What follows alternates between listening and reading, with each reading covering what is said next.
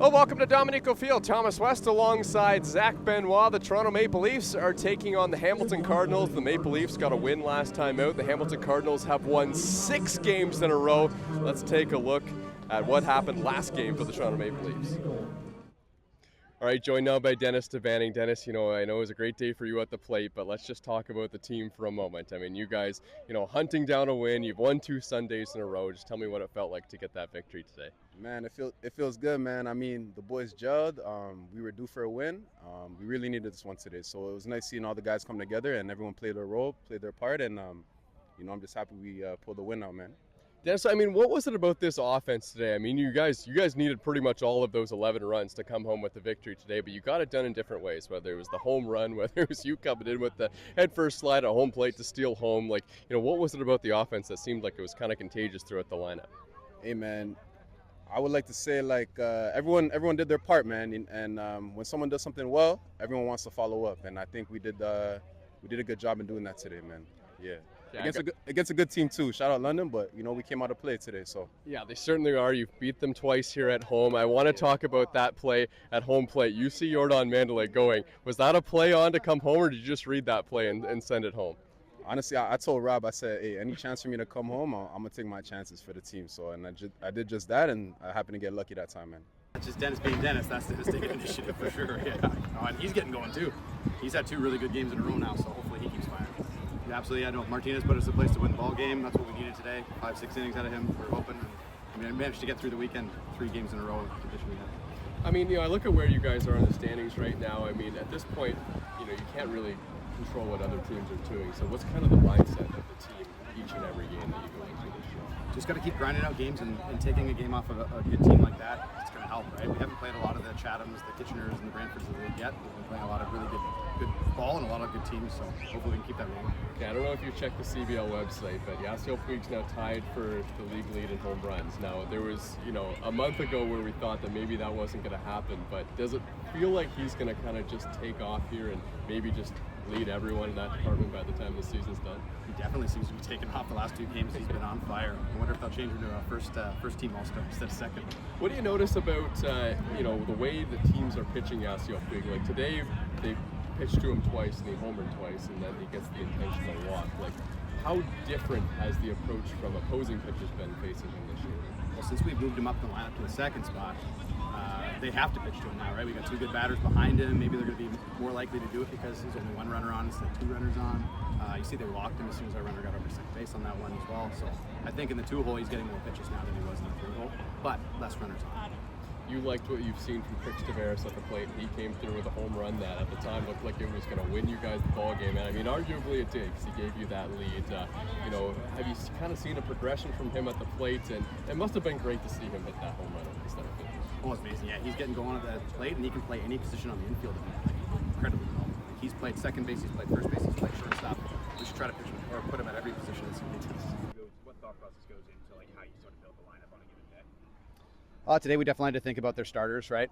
They have 3 lefty starters. We got a couple lefty bats. That's why they were kind of lower in the order. But yeah, I mean, we've been playing around with the lineup a bunch of times, seeing what works, and just rolling it if it does, and see where we go from there. But yeah, no, I think it's working out with the lineup. Also about Luis Florentino, he came in today, 6-out save. He's been one of the best shutdown pitchers in the league so far. What kind of stability does that provide for you guys? Oh, that's huge, having DePaula and him in the back end. And again, we used DePaula yesterday. We had Florentino today, and we didn't miss a beat. So it was good. And Zach, that was just one of those games where, the Maple Leafs took a lead early, then London came and it was back and forth, and those have been the games that the Maple Leafs have typically been losing this season, but they found a way to get it done in the end. Yeah, it was a really good job by the Maple Leafs to kind of just grit down and get that victory, especially, after London, they battled their way back. They made it a tough fight, and we've seen in the game in games in previous where Maple Leafs, the pitching kind of gets a little bit in shambles. The offense goes quiet, but no, last game out, everything was just perfect. They played a really sound full team game. Nick Veselinovic is the starting pitcher today for the Toronto Maple Leafs. He's had 2 straight starts, and they've been tough ones because they've been against the Welland Jackfish, who have been one of the best offensive teams in all of the Canadian Baseball League this year. But I want to go back to a start here at Christie Picks on June 24th, where he was lights out against this Welland Jackfish team. Yeah, he gave up. Here's the 0-2. And strike 3 called on the outside corner. Good start for Veselinovic. 3 pitches, gets the punch out on Weisner. The player he has more in the tank than that. Another big swing and a miss from Justin Gideon. Veselinovic works out of some trouble in the first inning. This year they've got 3 of them in the top 5. Here's a little check swing tapper to third. Spencer Ross has it, flips to first in plenty of time. Out number 2.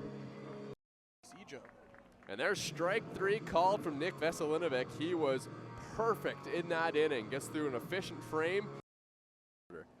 Right now for the Jackfish, that's how well they're hitting. This one back to the mound. Might have got a piece of the glove of Veselinovic. Long throw to first base is in time. The second time around. Check swing, didn't matter. Strike 3 called. Veselinovic gets him twice. Another 2-2. Strike 3 called. Great breaking ball from Veselinovic. Freezes Smybert for out number 1. Here's the 1-2. Hit on the ground. This could be 2. Flip to second for 1. Leroux to first. Double play. Twin killing for the Maple Leafs. Such a great duo up the middle with Yordan Manduley and Brando Leroux. Weiser hits a one-hopper. Long throw for Brando Leroux. Oh, baby, it's right on the money. Yeah, Nick Veselinovic, he was so good in that game. He went 5 2/3 innings, only gave up 3 runs, struck out 5, and only walked 2. He was really just allowing contact to be his best friend in that game, but it was all soft contact. The ERA kind of inflated, but it's kind of just been really one bad outing, and that was the last time against Welland where he only went 3 innings. Other than that, he has been a solid pitcher for the Maple Leafs. Zach, you know, we were talking to one of the Maple Leafs catchers before the game, and he was mentioning that Veselinovic, when he throws his breaking ball, it's starting as a strike and ending up as a ball is going to be something that's key today for him. Yeah, the number one thing when you look at pitching to some of the high-level players that we have in this league is just more so you want to make sure that you're not leaving pitches over the middle of the plate because these guys are going to do damage on them. We've seen Hamilton Cardinals, their offense throughout the year so far really do damage on pitches that are hung in the zone. Veselinovic, if he wants to have success, it's to that point that you just said. Have pitches that are starting in the zone and are breaking down out of the strike zone to make those hitters chase. Let's take a look at the defense behind Nick Veselinovic today. The Toronto Maple Leafs have some guys that haven't been in the lineup back in the lineup today. One of them being Yasiel Puig, who's the right fielder today. J.J. Dutton is out in center. Dennis DeBanning is in left, so solid defense, and watch out for the big arm of Yasiel Puig in right. Spencer Ross is the third baseman. Welcome back to Brando Leroux. He's at shortstop. Yordan Manduley is at second base. Krix Tavares, who's been filling in at shortstop, is back to the position that he started with the team at first. And Matt Brandt is doing the catching today for the Toronto Maple Leafs behind him. Yasiel Puig back playing defense. He was kind of nursing a little bit of an injury earlier on in this season, but in a game against London last time out, crushed 2 home runs.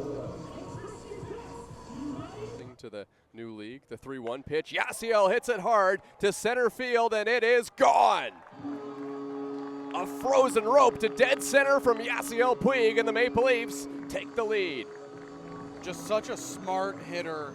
Every time he goes up to the plate, he has a plan, and he is just seeing the ball so well right now. Look at this. It's a pitch low inside, and Puig just turns on it.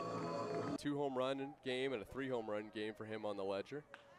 And this one is crushed to left, and he's going to stay hot. Yasiel Puig 2 for 2 with a couple long shots, and the Maple Leafs have a 3-1 lead. Well, you said it, 2 for 2, a couple long shots. He's now in a tie with the league lead in home runs, and that one was clubbed out of here, outside as well. And he has so much power, he's able to turn it around and pull it over the left field wall. That looked so easy from Yasiel Puig. Boy, he looks like he's gunning for that CBL home run title, doesn't he? Yeah, he has been red hot as of late. There was one point where in 6 straight at-bats he recorded a hit, which included those 2 home runs. But you see there, the 5-game hit streak, hitting 600. That is just astronomically insane to look at. A 667 average on a 5-game hit streak, the 5 home runs. I mean, it has been truly remarkable. Watch him really come into his own here in the CBL. We mentioned throughout the season that early stages he was really slow. He was kind of getting used to the umpiring, used to the flow of the game here in the CBL. well, he's pretty used to it now, and he's really heating up. He's one off the home run lead in the Canadian Baseball League right now. Michael Escotto ended up hitting a pair of home runs in his last game, so Yasiel will need to hit at least one to get back on top today, but they have come in bunches, and all 8 of them have come at Christie Pitts. Let's take a look at the lineup for the Hamilton Cardinals today. It's Tyler Duncan leading things off. Brandon Nickel is a shortstop batting second. Darlin Herman is in the 3-hole. Evan McGill, who hit a home run last game, doing the catching. Rennie Reyes at third base, hitting behind him. Carlos Dominguez is in right field. Then the bottom 3 in the order is Jaden Brown, who hit a pair of home runs. He's the second baseman. That was in the last game against the Barrie Baycats. Yolki Pena in left field is batting 8th, and Jeremy Vegh is the DH today for the Hamilton Cardinals. We're going to take a break for the national anthems, and then we'll have the game on the other side.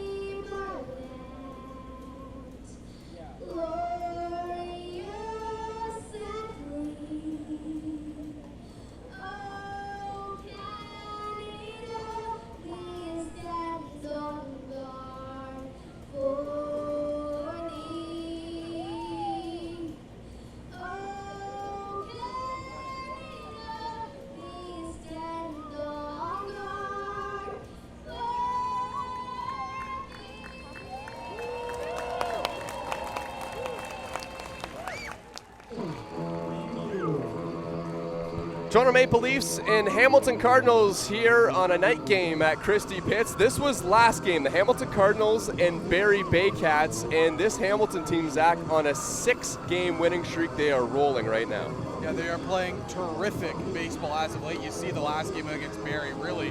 Owen Boone, again, just stole the show. Went 7 innings, 8 Ks, only allowed 1 run and 6 hits and 1 walk. He was terrific. Again, that's been kind of the storyline for the Hamilton Cardinals is their pitching staff. It has been so good. The offense, though, they've been waking up as of late. They started off a little bit slow. They continue to grow, continue to get better, and they're starting to hit their full stride. Nick Veselinovic on the mound for the Toronto Maple Leafs today. A key to success for him to have success against this Hamilton Cardinal lineup. It's just continuing, like we said. It's just stay with that off speed. Don't let it break over the plate. Again, have it start as a strike and drop outside of the zone. You mentioned we got to talk with Dionysius Chialtis before the game, and that was kind of the words of wisdom he had to give us. And kind of the big thing about Nick Veselinovic was that, you know, don't hang that breaking ball. Let the hitters chase it, get ahead in the count, and attack these hitters. So Veselinovic, after having a couple starts against the Jackfish, will now face another red-hot offense in a team that has won 6 games in a row, but not just won 6 games in a row, the Hamilton Cardinals. They have been dominating really, really good opponents over that win streak. They had 2 games against London, who found themselves in top spot for a little while in the Canadian Baseball League. They had 1 game against the Welland Jackfish. They had 1 game against the Barrie Baycats, and we saw they dominated last time out. And the second baseman, Jaden Brown, with 2 home runs last game, a guy who hits low in the order. He had 5 home runs all of last season. 2 of the 4 that he's had this year came in this game. I mean, just up and down, they're getting contributions from everywhere. And I mean, especially we can get contributions at second base. That's huge. Yeah, it's absolutely massive. And I think the funny thing is, you know, we mentioned the bottom number 9 hitter in Jeremy Vegh. He's yet to get a hit this year, but he's been so good in his CBL career. He was with the Brantford Red Sox for a little bit. He dominated up there. Really, he was one of the better kind of offensive catchers. And, you know, just to have him at the bottom of the lineup to flip it over, it says a lot about how deep this 1 through 9 really is. Just saw a shot of Tyler Duncan there, former MVP in the Intercounty Baseball League. As he steps to the plate, he'll face Nick Veselinovic. A lot of lefties in this lineup for the Hamilton Cardinals, so this works out well for the Toronto Maple Leafs, who are heavy on lefty pitchers out of their starting rotation. This is a tough out, though, for Veselinovic facing Duncan, but should mention Duncan has hit righties quite a lot better than lefties over his baseball career, and a perfect pitch there for Veselinovic for strike one. Well, you mentioned that he was an MVP. That was back in 2023, where he really kind of just broke out and dominated. It was a .355 average he had that season with 16 home runs. Only has 2 this year, but we know the power is there. He's painting the corners early on. 0-2 now on Duncan. 2 pitches in a perfect spot.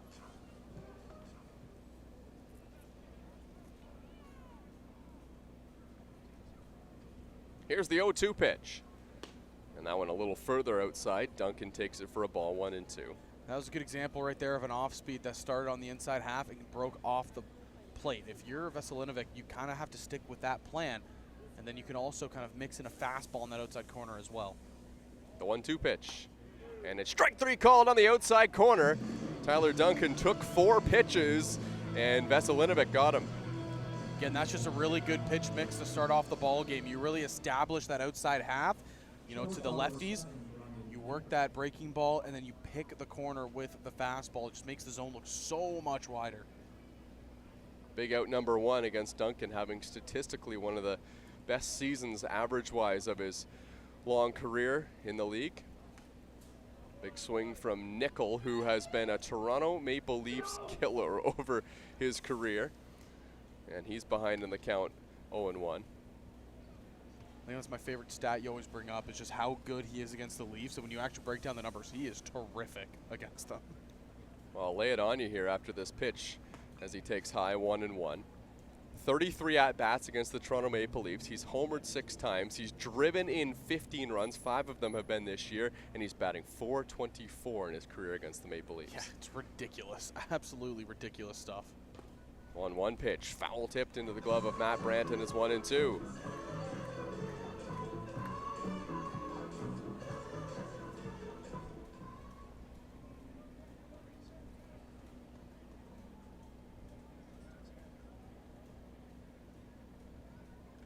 The 1-2 pitch up high, Nickel wouldn't chase. And then Nickel played his college baseball at Southern Arkansas, an NCAA Division II school. Here's the 2-2. Swung on and missed, strike 3. Veselinovic, a couple punch-outs to start the ball game. This is just really elite pitching out of Veselinovic to start off this game. Like you said, back-to-back strikeouts, one looking, one swinging. And he's just doing a really good job mixing his pitches, making these hitters guess about the lower part of the zone. He's throwing almost every single pitch that Matt Brandt has called right into his glove. This has been a sharp start for the Maple Leafs lefty. Here's Darlin Herman, who takes a strike at the top of the zone. It's all about, you know, getting comfortable on the mound, working with your tandem, and that's exactly what these two are doing right now. Herman's had a great season, hitting .385 on the year, and swings and misses at another good pitch from Veselinovic, 0-2. It looks like also with his delivery, he's kind of hiding the ball a little bit longer. It looks like the Cardinal hitters are just having a little bit of trouble trying to pick that up out of the hand. This could be a neat and tidy first inning. The 0-2 pitch, swung on and missed, strike 3. Veselinovic punches out the side in the first inning, and the Maple Leafs off to a good start here in Toronto as the bats come up in the bottom half of the first inning.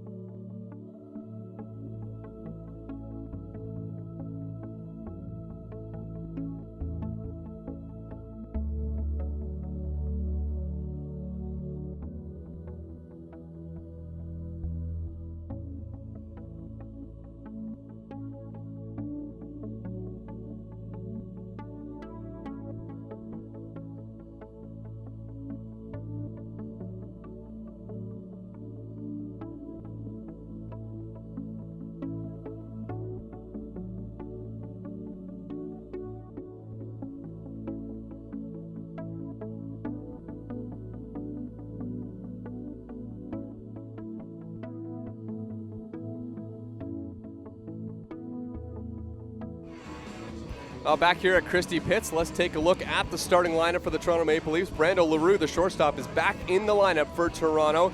Then behind him is Yasiel Puig, who homered twice last game against London. J.J. Dutton is playing center field and batting third. Marcus Knecht is the DH today, getting a break from playing in the field. He's in the number 4 spot. Then Dennis DeBanning in left. Spencer Ross, the third baseman. In the bottom third of the order, Yordan Manduley, who has been on fire. Matt Brandt, who's been really good as well. And Crix Tavares, who hit his first home run in the Canadian Baseball League last game. This Maple Leafs lineup is rolling as well. Yeah, the offense has been very, very sound the last couple of games, and I mean, the Maple Leafs, this is kind of what we expected to see out of this lineup. The offense continue to grow, continue to perform. Now it's kind of time for the pitching staff to answer, and well, so far, Vegh has.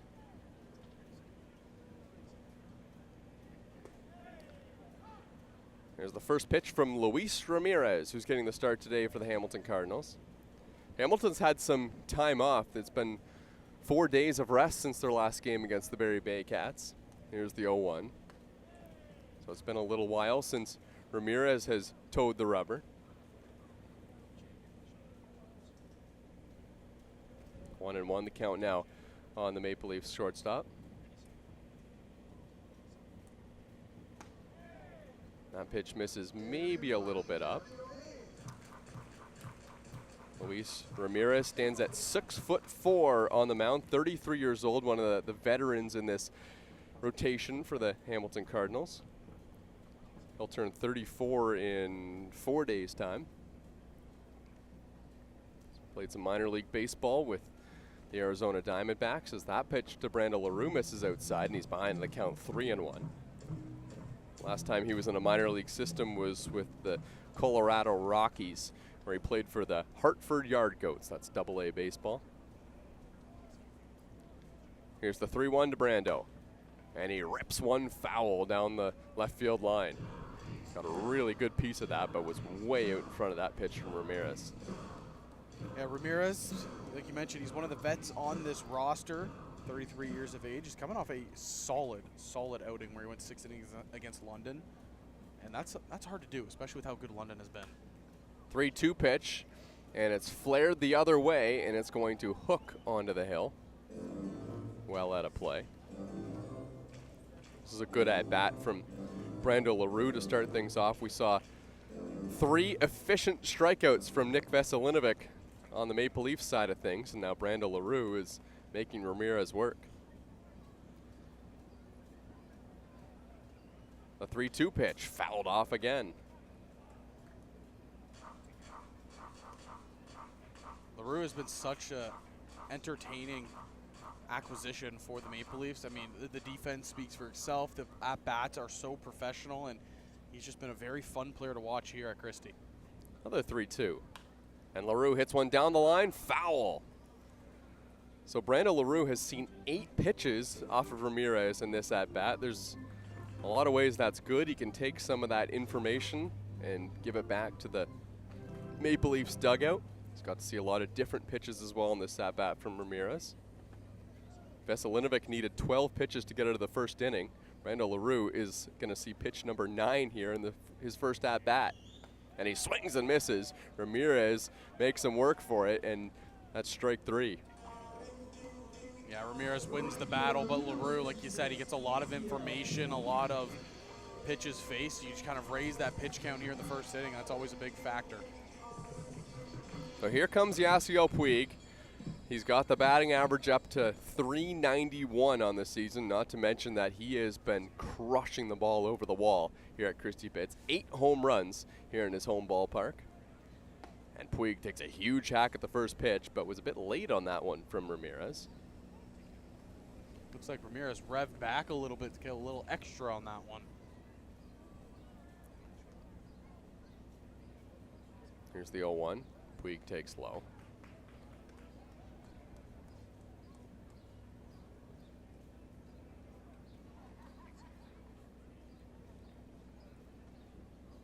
One and one now on Yasiel. And Puig swings and misses, fooled on another breaking ball there from Ramirez. Yeah, Ramirez is just kind of mixing it up here against Yasiel. Starting with the fastball where Puig was a little bit late. went to an off speed that missed and just fed him another one there. And Puig takes up and away, ball 2. We know Puig wants to hit, but he's also not afraid to just be very passive, wait for his pitch. Ramirez has been coming at him here in this at-bat. A 2-2 pitch, and Puig takes ball 3. Back-to-back full counts to lead off the ball game. Very patient is Yasiel.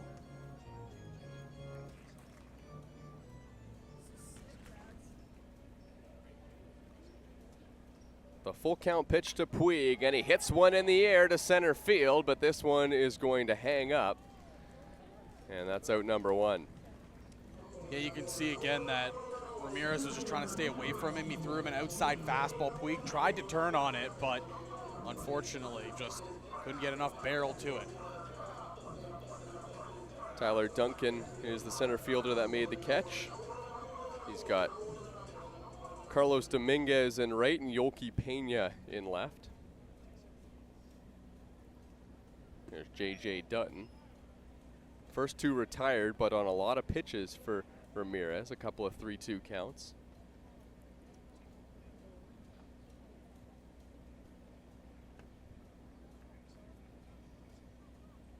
There's the 1-0. Dutton swings and misses. Darlin Herman is the first baseman today for the Hamilton Cardinals. Jaden Brown, who's been great offensively as of late, is at second. Shortstop is Brandon Nickel. Here's the 1-1 pitch. And Dutton hits one on the ground to third, foul. That's Rennie Reyes over there at third base.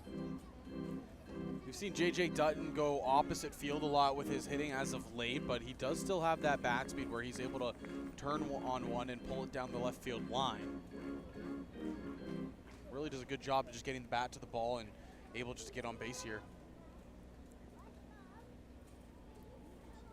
Luis Ramirez will take this start, though, getting a tough hitter in Brando Leroux and Yasiel Puig out to begin the ball game, and now it's strike 3 called on the outside corner. He catches J.J. Dutton looking, and 1, 2, 3 innings apiece for each starting pitcher so far. We head to the second here at the pits.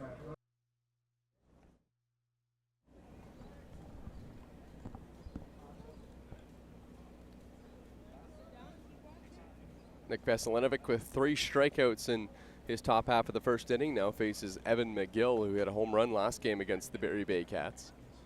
Lefty v lefty for Veselinovic. And the first pitch is on the outside corner for a strike.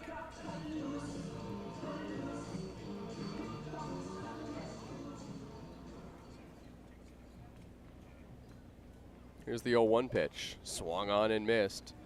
Veselinovic picking up right where he left off in the first. This time attacks back-to-back fastballs there, one on the inner half and then one that's kind of tailing off towards the away batter's box. Wouldn't be surprised to see an off-speed here. That one just misses high, 1-2. Went back with the elevated fastball. Really has a good feel for it here early on.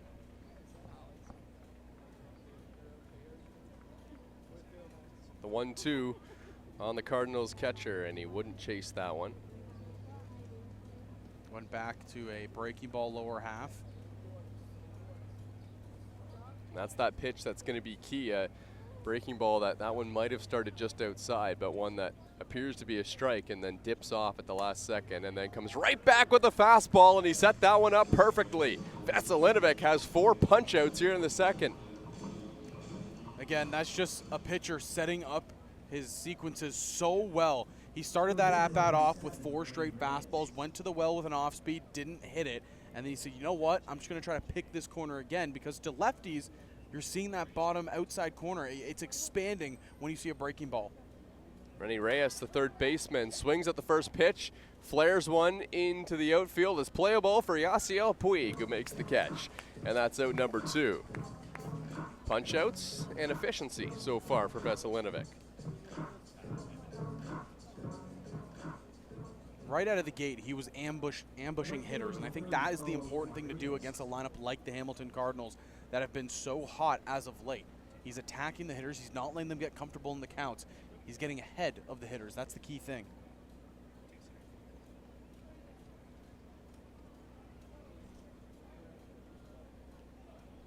Now he'll face Dominguez, and he was wild with that pitch. It was to the backstop. I mean, we haven't seen Veselinovic miss a location once all game, and then he fires one to the backstop with a fastball. Sometimes you get a little amped up, and that was kind of what that was. Just a little, the adrenaline's rushing. You've gone 5 straight down. 1-0 pitch, right back to it, hits one on the ground. Yordan Manduley gobbles it up, throws on the run, and that'll do it for the second inning. Nick Veselinovic is rolling right now for the Toronto Maple Leafs. We head to the bottom of the second inning here in Toronto.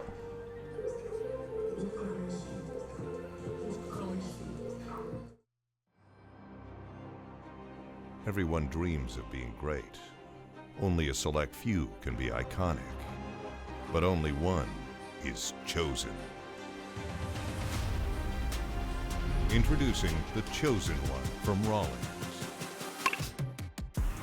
The all-new one-piece composite iteration of the top-rated and established Icon BB Core bat.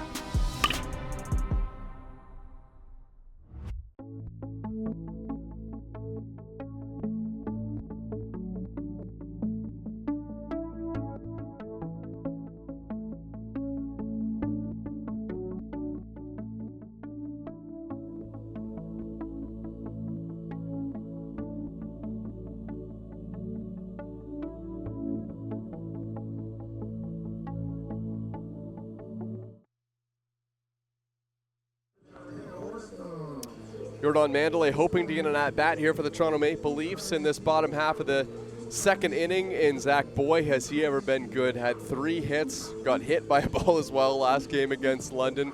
Remember that? He flipped the bat way in the air, but he's locked in right now for the Toronto Maple Leafs. Yeah, just doing a really good job at the plate, settling down, kind of waiting for his pitch.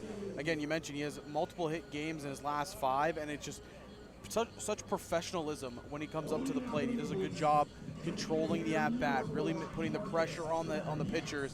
They have to come to him. He's such a high contact ability guy, as you see him there putting on, I think, an arm sleeve or something. Yeah, and the defense too. I mean, even that play that he made to finish out that top of the second inning, that was a play that he had to range a long way over. He's 40 years old, but I mean, he doesn't show his age at all. He plays with a lot of gumption out there.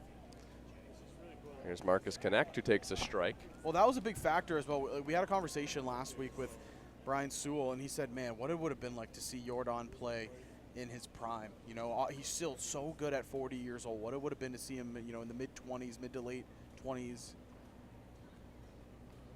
Here's the 0-1. Well, he was so good that Cuba decided to name him to their World Baseball Classic team in 2015. So really is one of the best players there was at the time coming out of Cuba.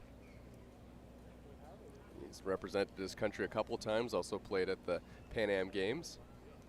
Here's the 1-1 to Knecht, and he fouls it off at home plate.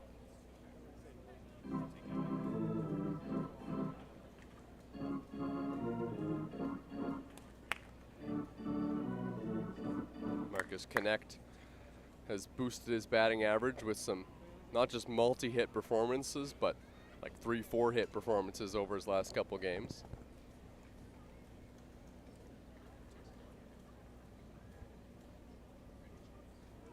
Went 1 for 5 last time out against London.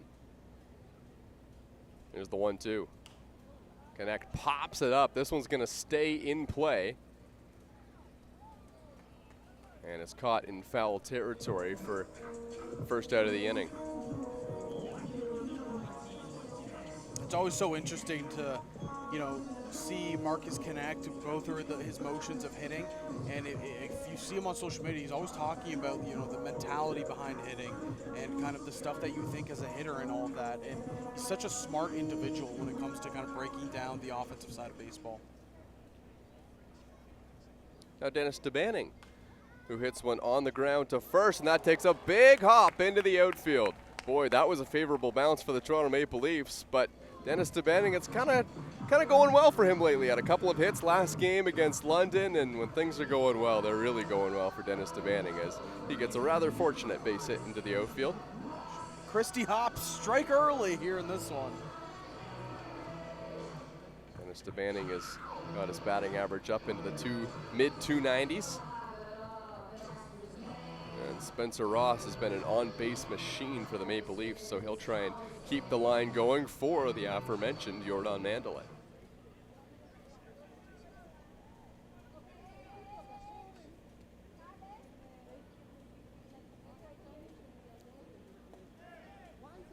Ross takes a strike on the outer half.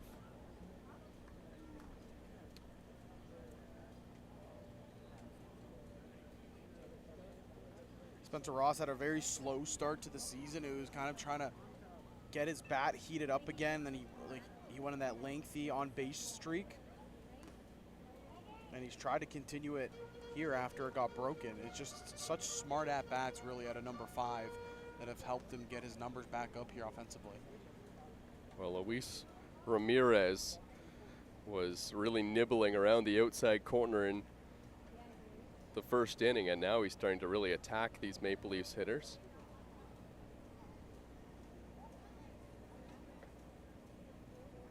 DeBanning with great speed at first base. The 0-2 pitch, and this one's flared towards the outfield. It's dropping, and that's a base hit for Spencer Ross. DeBanning will hold his ground at second base. And that right there is just kind of the perfect description and reminder of how Spencer Ross is as a hitter. He kind of throws his hands at the ball, and he's able just to get enough contact where he bloops it over the infield's head. It's just such a smart individual understanding, just trying to make contact. Don't go too crazy with it. He's smiling at first base. He knows that wasn't the greatest contact he's ever had. Actually, I think back to last game against London, Spencer Ross smoked a double into the gap, one of the harder hit balls we've seen this season from Spencer. So here's Yordan Manduley. He's got runners on base at the right time. Manduley squaring to bunt as he does quite often and takes ball 1. Down the left side of the bleachers, there was a Cuban flag that was getting waved as Manduley was coming out. A couple people dancing as well. Not sure if those are family or not, but still representation here, cheering on Yordan Manduley. Yeah, he's always got a couple of fans in the house.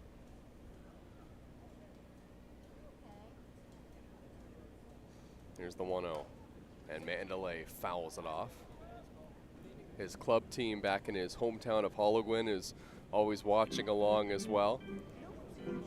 Even though their season's going on right now, they're always still posting about Yordan Manduley.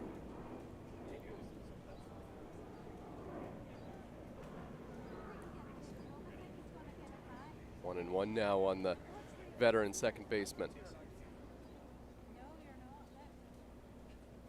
And Manduley flares one foul off to the right.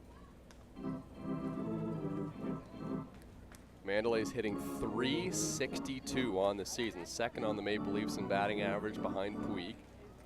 Had 3 hits. He went 3 for 4 last game against London. One of those hits was a towering home run over the left field wall.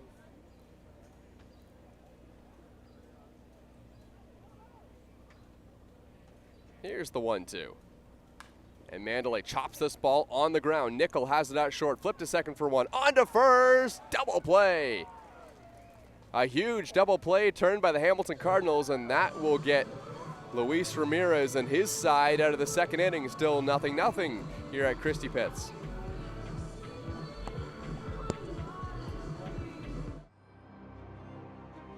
Everyone dreams of being great. Only a select few can be iconic. But only one is chosen.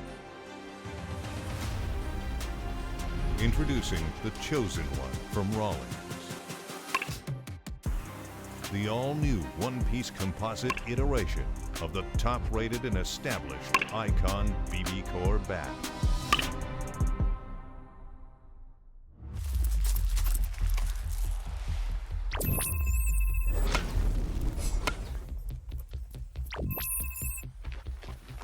Guys, over there.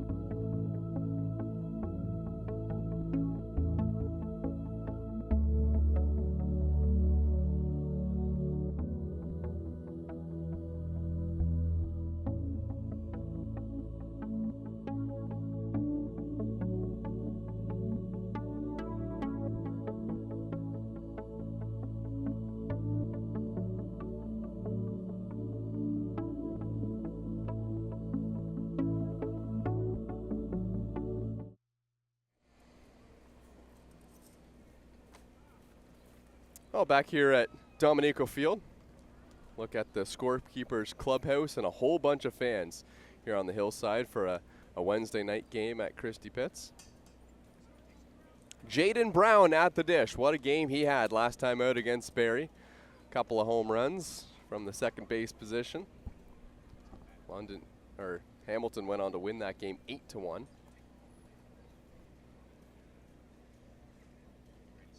Fouled the first pitch off, so here's the 0-1. And it's right down the middle for a strike. So far, the information we have on Veselinovic when it comes to him starting batters out 0-1 or 0-2, I mean, it's pretty accurate to what we've seen. The numbers, they speak for themselves when he gets out ahead.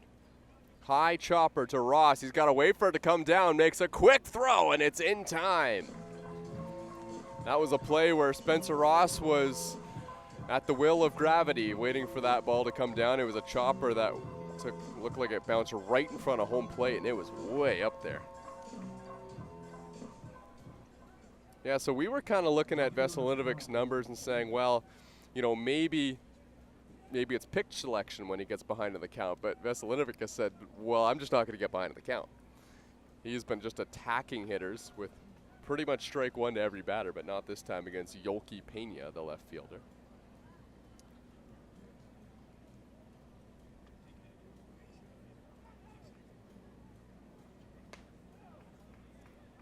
Yolki Pena, the native of Montreal, Quebec, 26 years old.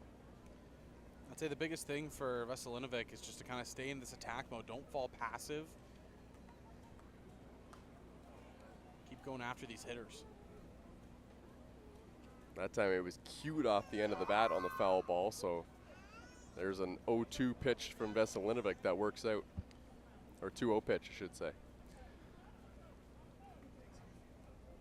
The 2-1. Swung on and missed, and he's right back in the count. So the biggest data that we saw was when he's in the count, a 2-0 count against the hitter, they're batting 600 against him. Right there on that pitch, obviously he probably knows the numbers himself a lot as well, but that pitch is perfect. Pena was way out in front, but still got a piece of it. 2-2 again. Again, it's just going through the pitch mix and your motions and everything like that. You stay aggressive, you make a good pitcher's pitch, and it helps you in the long run. Breaking ball that slipped out of the hand of Veselinovic and missed high, and the count runs full.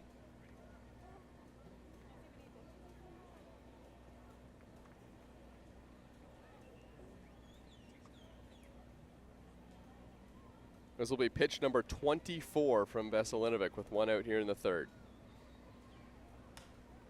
And it's hit in the air, high in the air to center field, but J.J. Dutton is in medium depth, and he makes the catch, and that's the second out of the inning. Pena works a long at bat, but still nothing going against Veselinovic for the Hamilton Cardinals. On the year, left-handed batters against him are batting .250.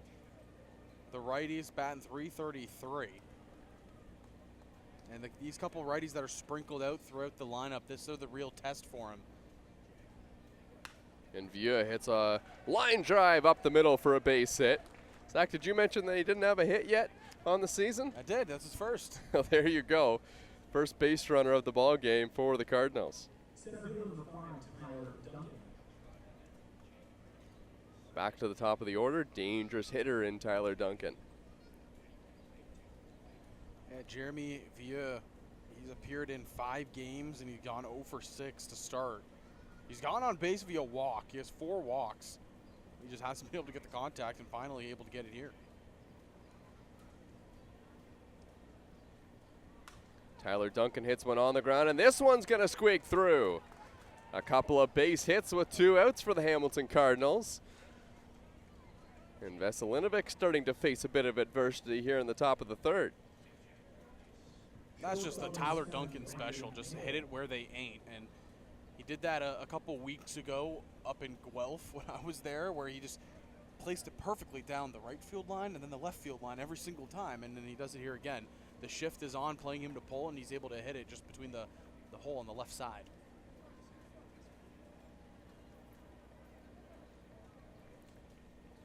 Back to Brandon Nickel. We can tell you that the first 4 hitters in the Hamilton Cardinals order have all struck out this game because that's what Veselinovic did to start the ball game. Nickel being one of them, a .325 batting average on the season.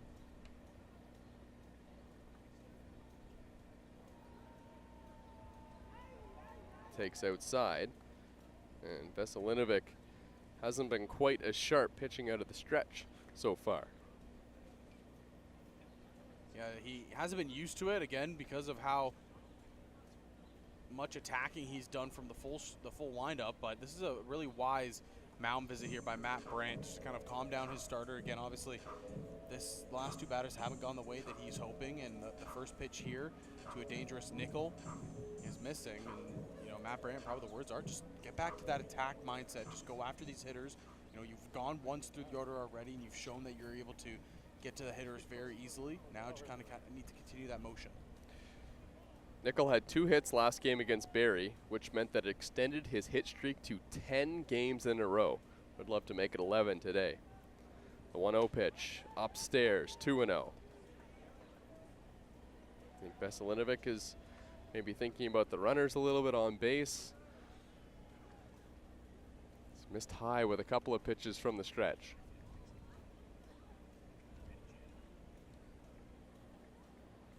Here's the 2-0. That one finds the zone right at the top. I like that he went back to that breaking ball. There are a couple of pitches here in the inning with that off speed where he's kind of felt a little bit uncomfortable. He's looked like he hasn't found the release point. Goes back to it here while down 2-0, and he hits the zone. So it's 2-1. And that one's in the dirt, nearly hit the feet of Nickel at the plate, and a 3-1 count. Now Veselinovic's really battling out there on the mound. Just needs 1 out here to get out of the 3rd inning.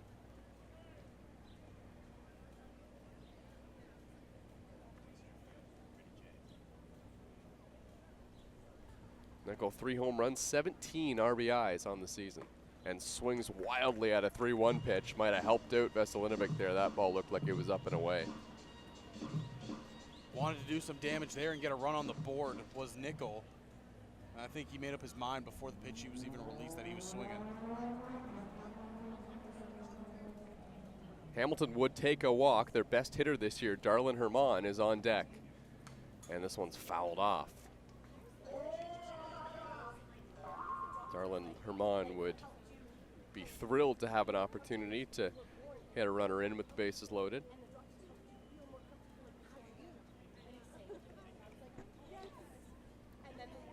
He's got 26 RBIs on the year. That's the man on deck. Veselinovic focused here on the batter Nickel. The 3-2 pitch. And it's in the dirt, ball 4. Bases loaded here in the 3rd. Yeah, just a tough at-bat there. Veselinovic never really looked like he felt in control.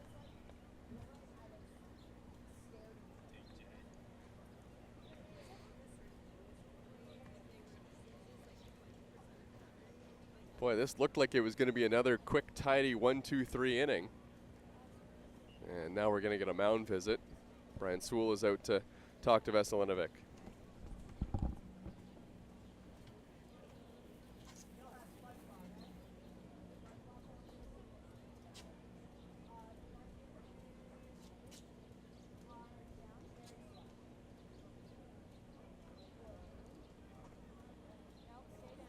Yeah, just conversation here, most likely just try to calm him down, get back into his rhythm. Again, he started this ball game off retiring 8 straight batters, and then it was Jeremy Vegh who was able to get to him with that hard hit single up the middle. Yeah, if you can get it out here, I mean, the bases loaded situation really doesn't matter. Veselinovic can just go back to mowing down Hamilton Cardinals in the next inning like he had to start the ball game. But this is a tough out. This is the best guy to be batting with the bases loaded for Hamilton. And he swings at the first pitch and hits a fly ball. This one is deep. Yasiel Puig is over in front of the warning track, makes the catch, and that will end the inning. Great mound visit. Perfect pitch there to Herman by Veselinovic. And he gets out of a bit of a jam. Still 0-0 here at the pits.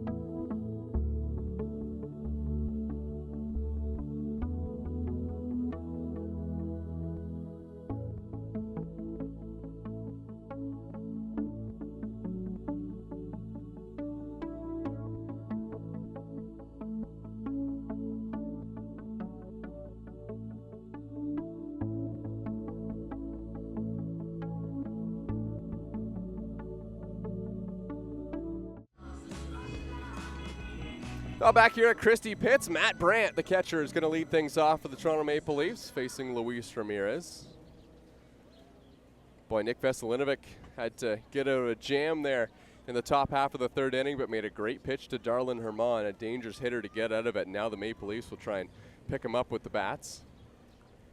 A couple big mound visits in that inning by Matt Brandt. The first one to try to settle in Veselinovic, and then right after that, it was the mound visit with Coach Brian Sewell and Brandt going up, talk him, say, hey, just attack Herman, go right after him. Don't worry about the result. The defense will help you. That's exactly what he did. And he got a big out number 3.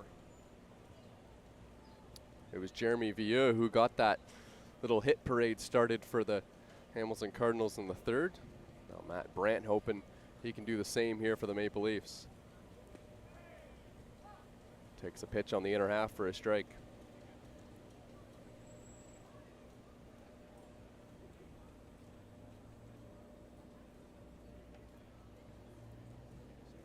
Two and one on the Leafs backstop.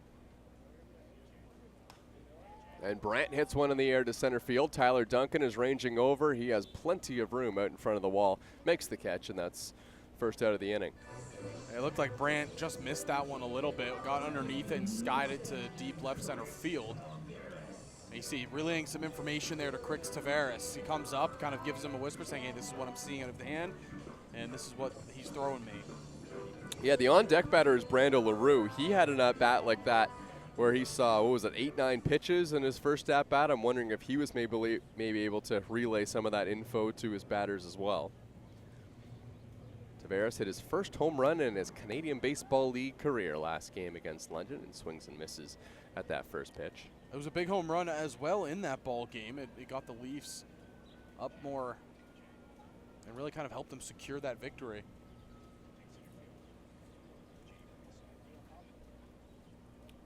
Oh and 1. That one's in the dirt.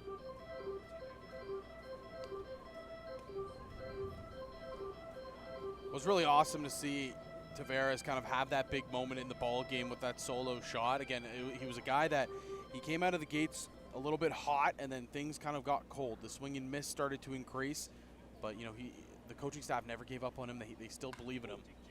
Tavares rips it down the line, scatters some of the folks down in the Hamilton bullpen. You could argue that home run won the game for the Toronto Maple Leafs. Yep. So Yordan Manduley's shot certainly had an impact as well. Those two went back-to-back with their long balls. The 1-2 to Tavares. And it's right back up the middle for a base hit. Crix Tavares, Zach, may be getting hot here for the Maple Leafs. This is a really good piece of hitting. He gets down in the count, battles back, fouls off a tough pitch, and then he hits it right back where it came from, right back up the middle. And it's huge because now you flip the order to Brando Leroux, a guy, like you mentioned, saw 8 or 9 pitches in his first at-bat, and right behind him, Yasiel Puig.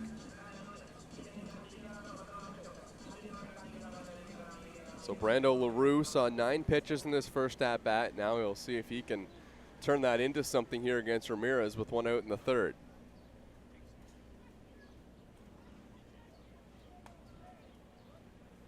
First pitch is inside to Brando. Again, Brando worked a really solid at-bat. It just kind of ended chasing a high fastball.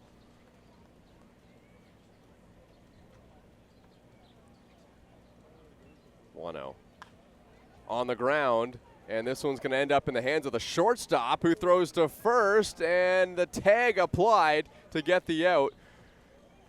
Brandon Nickel had to field that ball, saw his only play was going to be to first base.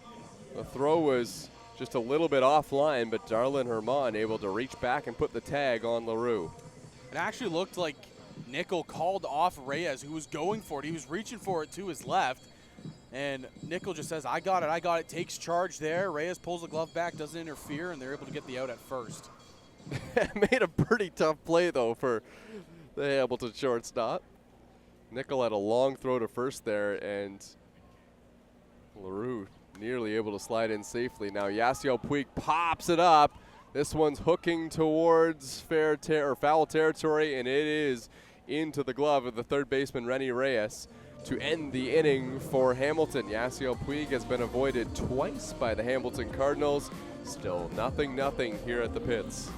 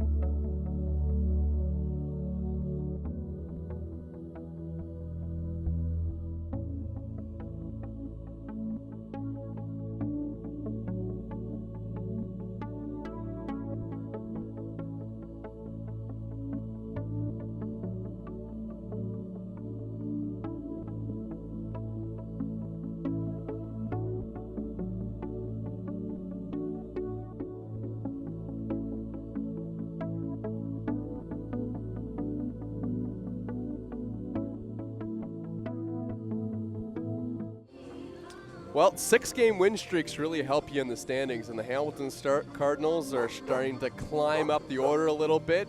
Right now sitting in 4th place, but I mean they've gained a whole bunch of ground on Guelph. They're certainly gaining some ground on the Barrie Baycats. A win over them last time out was good. And this Hamilton team has, I think they have aspirations for more than just making the playoffs, right? Like this is a team that wants to have home field advantage. Yeah, they've kind of reshaped their team as a whole. You see a lot of the imports now. I believe all of them come from the Dominican Republic. You know, obviously they had Fernando Rodney last year. That probably helps in recruitment to the Hamilton Cardinals squad. And, I mean, they did a really good job revamping this team. They look new and they look strong. Miguel fooled on the first pitch as he checked his swing and went around. They would be higher up in the standings, but they've just been kind of following the Welland Jackfish, who have also been moving up of late. Yeah, the Welland is sitting half a game back now of London, and everything else is kind of fallen into form. Barrie at 15-8, Hamilton 13-7, Guelph 13-10. Kitchener Panthers have, you know, come alive a little bit. They're sitting at 9-15. Yeah, both the Jackfish and the Cardinals are 7-3 in their last 10. Good for best in the Canadian Baseball League, as there's a swing and a miss by Miguel, and Veselinovic gets a punch out.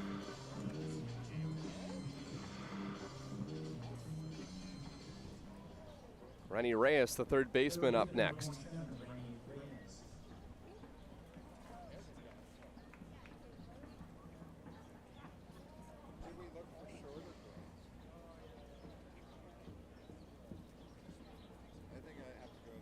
The 0-0 pitch is popped up on the infield. Manduley takes charge. 2 outs. And Veselinovic pitching out of the full windup, looks locked back in again. Again, he's doing just a terrific job attacking the hitters. That's the biggest thing. You attack these hitters, you stay ahead of them. They're going to feel the pressure and feel like they need to swing early in counts. Carlos Dominguez. A hit would get his batting average up above 300 in this at-bat. Swings at the first pitch, foul tips it. I mean, just barely got a piece of it.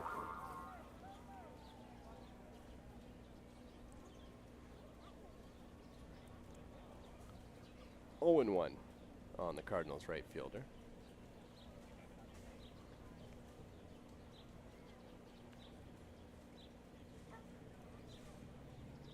Nick Veselinovic has thrown 45 pitches so far. The 0-1. Strike on the inner half. Again, staying aggressive. Dominguez now, he was trying to take that one to even back up the count. But Veselinovic, he has been picking that inside corner. Yeah, he's back to painting. 0-2 in the dirt. Now, don't mind that there. That looks like another setup. You go with a breaking ball low. You try to get him to chase.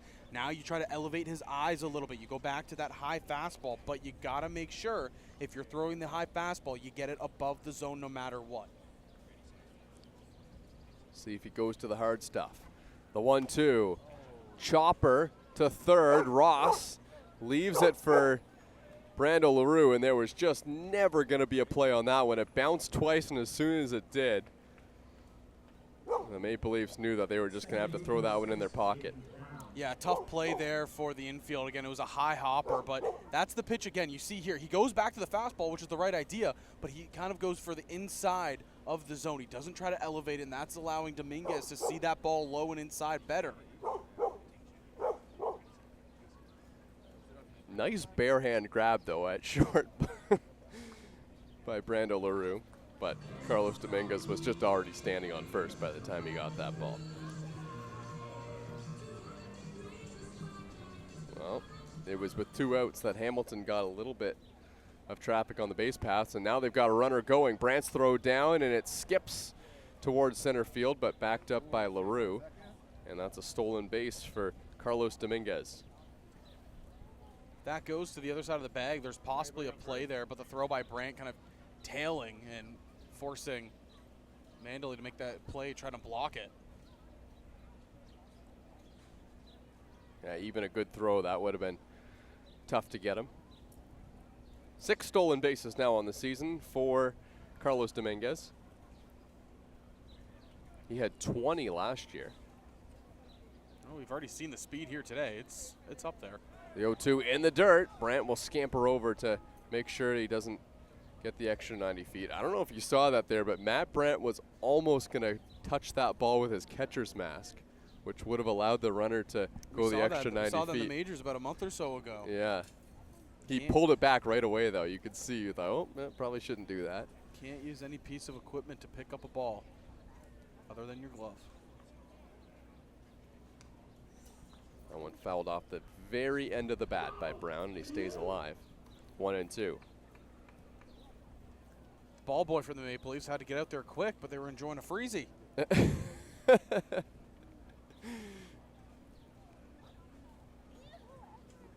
He gets a freezy every 3 innings. That was well earned. That's a pretty good deal, I will say. He will be buzzing by the 9th. Lightning fast, though, on the retrieval, I will say.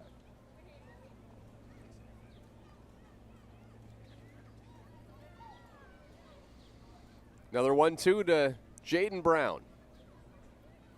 And he fouls it off. Very late on that fastball, but just got a piece. Brown's hitting an even 300 on the season. He's 0 for 1 today.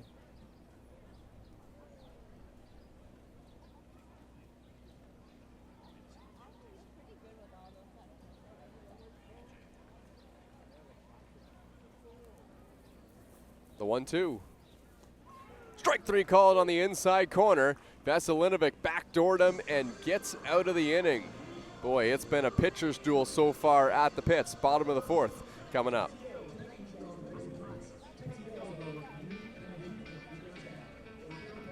Get ready, Chatham Kent. For the first time ever in the new Canadian Baseball League era, the 2026 All-Star Showdown is landing at Vegh Jenkins Field on the July 11th and 12th weekend. The league's top talent, all in one place. Watch the full slate of skills competitions, including the popular Home Run Derby on Saturday, and on Sunday, the ultimate 2026 CBL All-Star Game featuring your favorite players for a mid-season showdown. Chatham Kent, it's our time. The All-Star Weekend of the new CBL era. It's history in the making.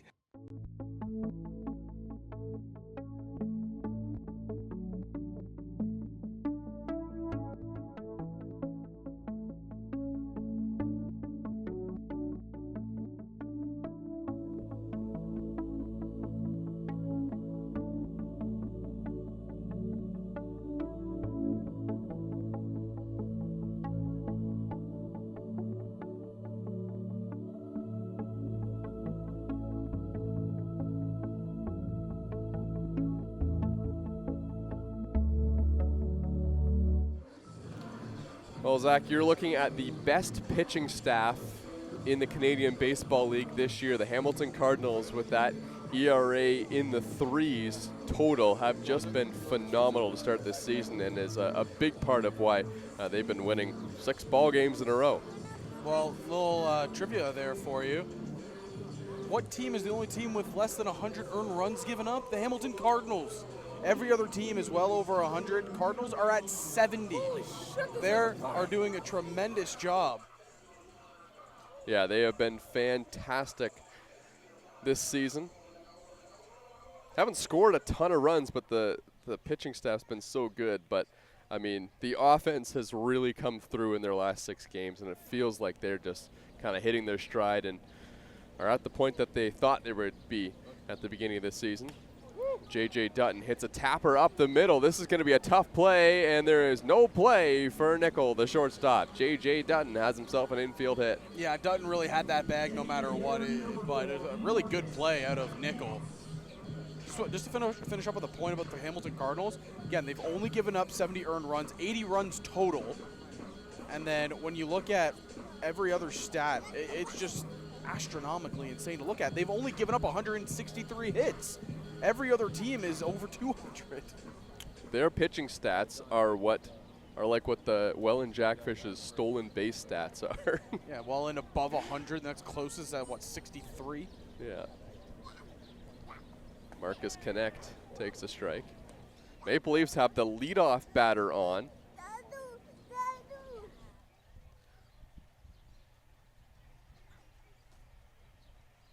Here's the 0-1 pitch to Knecht. Ramirez a long look in, and yeah, you could tell something was up. He decided to throw over to first base.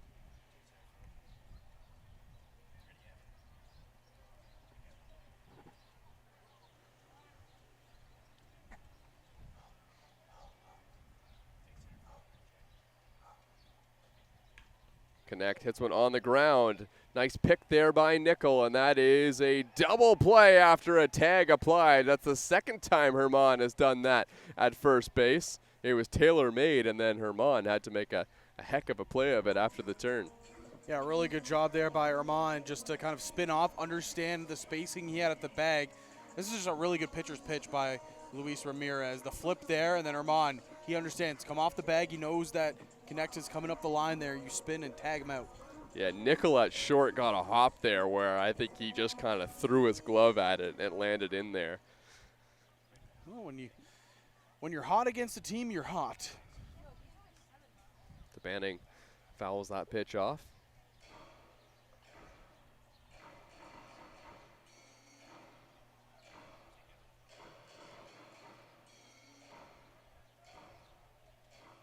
Dennis DeBanning batting here with nobody on after the double play. The 0-1. That one's taken for a strike. And Dennis DeBanning falls behind on the count here to Ramirez. Luis Ramirez trying to get through a rather efficient bottom of the 4th inning. And DeBanning having none of that as he fouls off a tough pitch.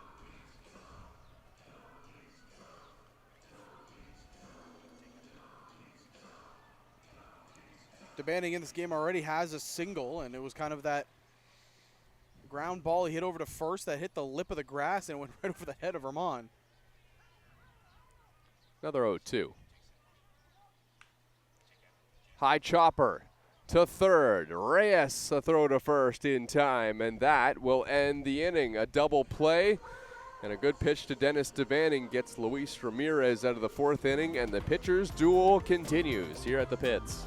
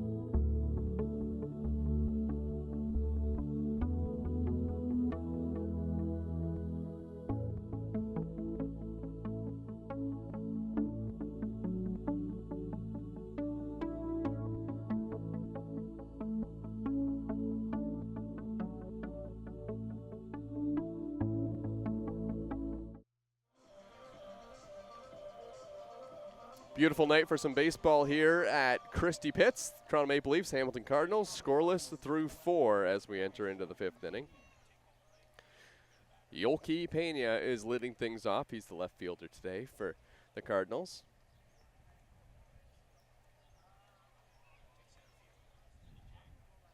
First pitch at the top of the 5th from Veselinovic is in the dirt for ball 1.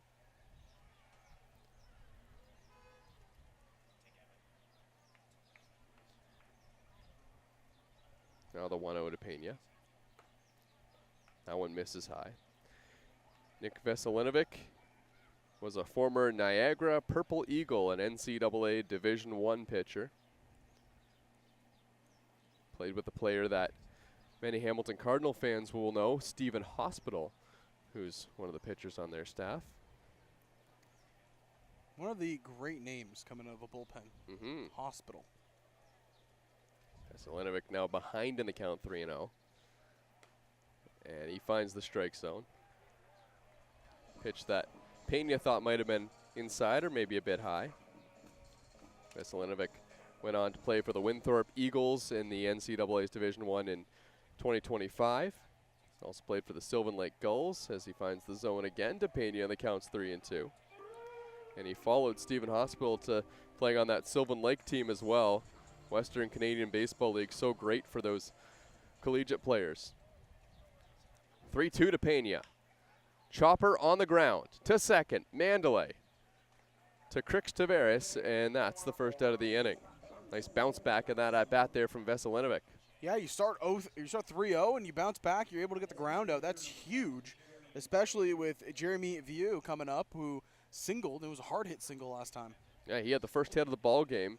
Veselinovic was rolling until Vegh ripped one right back up the middle.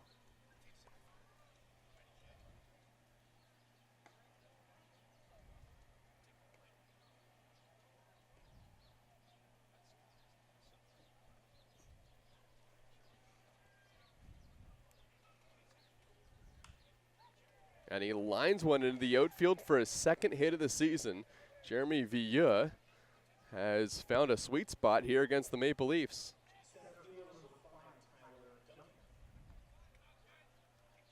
Again, just does a really good job. He gets the hands inside and able to inside out the ball to right field.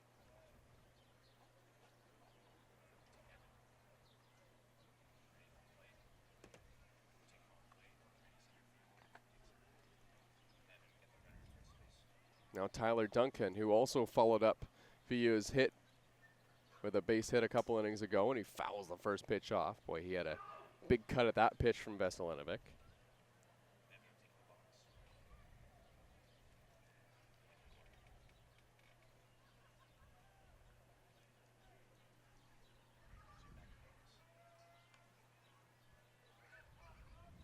Oh, and 1.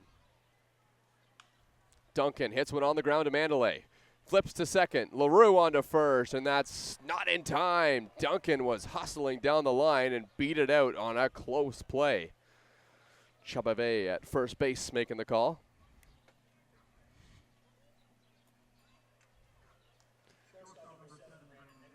Take another look at it. This looked like a tailor-made double play.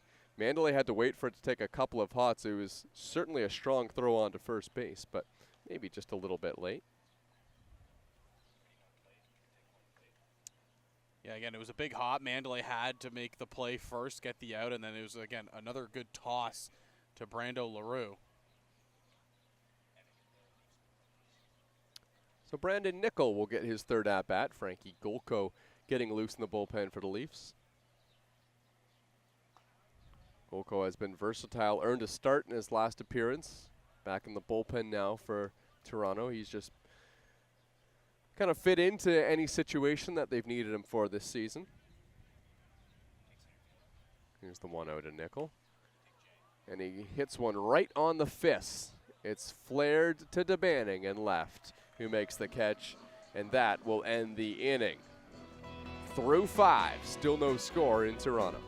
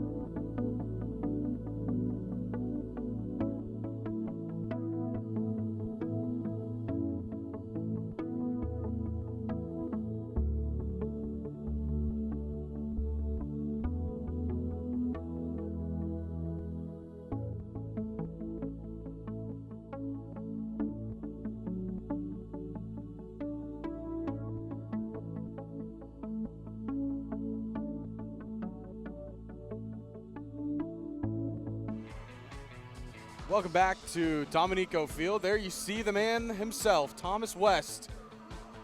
Man of many hats here in the broadcast, going to go fix the camera. The action here at Christie Pitts has been a good one. It's been a pitcher's duel to say the least. And he's really working. He's doing the hard job. I got the short end of the straw, or the long end of the straw here. I get to stay at the top of the hill. But back to the action. It's going to be Spencer Ross, Yordan Manduley, and Matt Brandt due up here. And again, it has been an absolute pitcher's duel between these two arms. Luis Ramirez, 4 hits allowed, 2 strikeouts on the other end. I mean, what a day it's been so far for Nick Veselinovic. He's gone 5 innings, 4 hits, 6 strikeouts to 1 walk.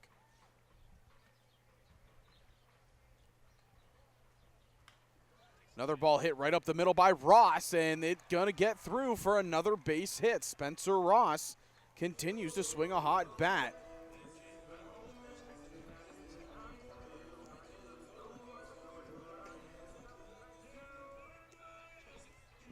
That'll bring up Yordan Manduley, and again, there's a big cheering section down the left field side of a couple of fans wearing the Cuban hats, waving the Cuban flags.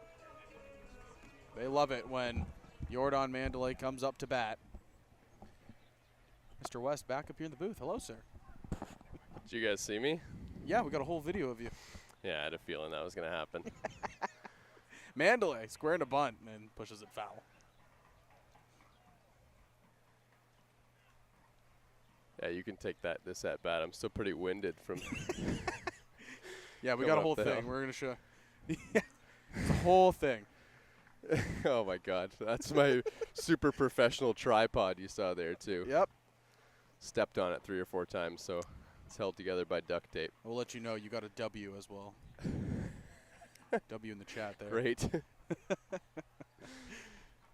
0-1 count. Ramirez trying to pick off to first, and Erman tried to do the little fake out to get Ross to take off for second. Didn't work.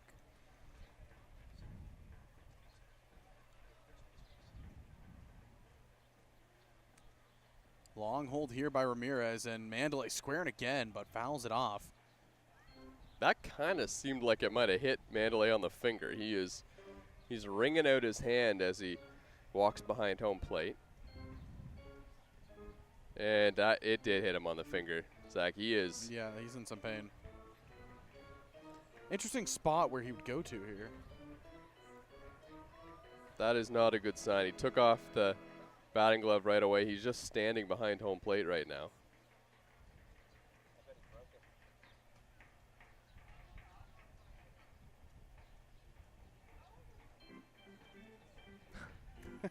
Trying to get you close up there.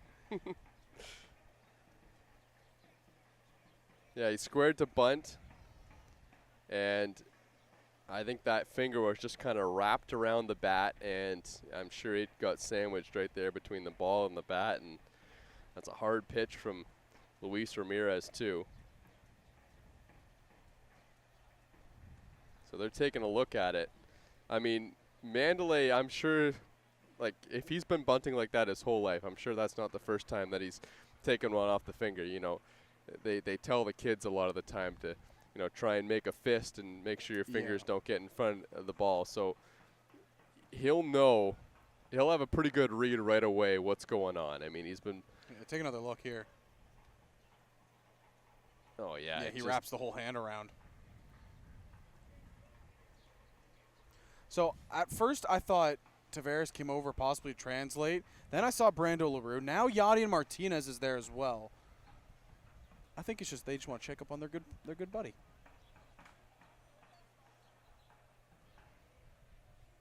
So what is the call here? You know, like, is it a hit by pitch? Is it? No, he squared around a bunt, so he did swing at it? Yeah, it's considered a strike. Now, if he was pulling his hands back and it hit him, then it would be a different story. It would most likely go down as a hit by pitch, but because he was squaring around and made contact squaring. This is just isn't the right time for this for the Maple Leafs as well. Manduley is hot. He's been. I think he's out of the game. He's been hitting as well as he has all season, and now they are going to lose their star veteran second baseman. I believe it's Kirk Gibson that's going to be replacing him. So Kirk Gibson will come in for the at-bat.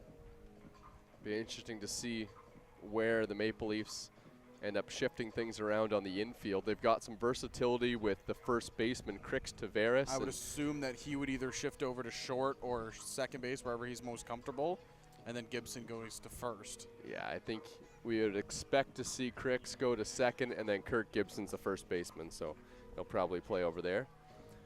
Bright spot, though, for the Maple Leafs is that Kirk Gibson got a hit, his first of the season, last time out against London.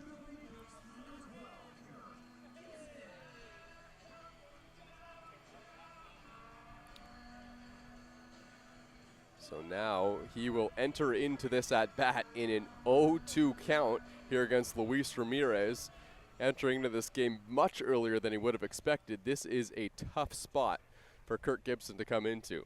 The 0-2 from Luis Ramirez, and he got a piece of it and fouled it off.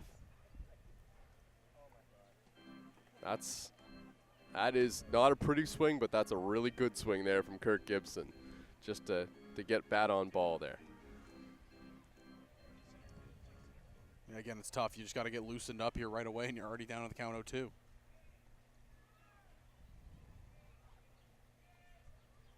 Gibson swings and misses. Ramirez gets the punch out.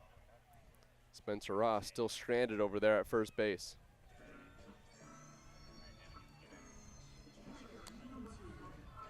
I'm curious where Manduley went. He just disappeared. He was on the bench, and then I looked away for a second, and he's gone. I don't think he got back to the clubhouse that fast. Well, he couldn't have gone far.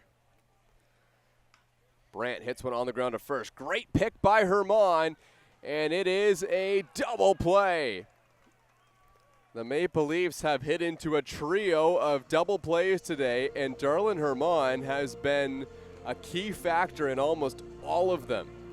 Hamilton still rolling, Luis Ramirez rolling, and they'll turn things over to Veselinovic in the sixth.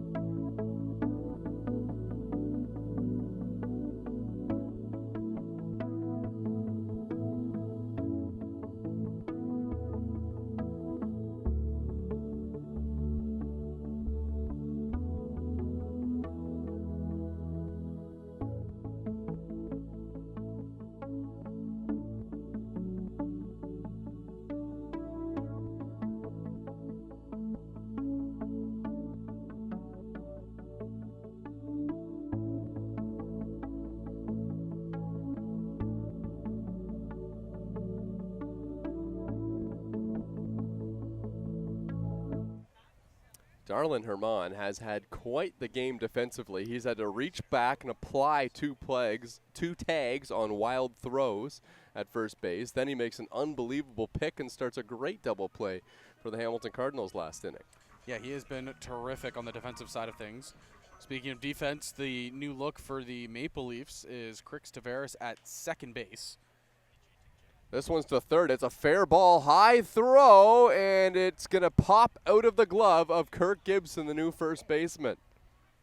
Darlin Herman will reach. That's just an all-around tough play, especially just for Gibson, who's newly entered into the ball game. You're trying to get a read on the ball, and you have a situation like that happen. But I was going to mention that Crix Tavares is at second base, Gibson at first. Yeah, that's a play. It certainly was a bit of a high throw, but would have hoped that Kirk Gibson could kind of come off the bag and then get back on the bag because Herman was nowhere close to first base. Now bunting is McGill, and it's down to Ross, and the throw right on the money this time to Kirk Gibson. Big turn around first base for Herman, but he's going to retreat. Well, this is now a big at-bat here for Rennie Reyes, who has a runner in scoring position and what could be maybe the only run of the game. It's just really been a pitcher's duel the entire time. Yeah, runner in scoring positions have been like gold in this game. Valuable, and Rennie Reyes trying to take advantage of the opportunity. Veselinovic will take a look at Reyes.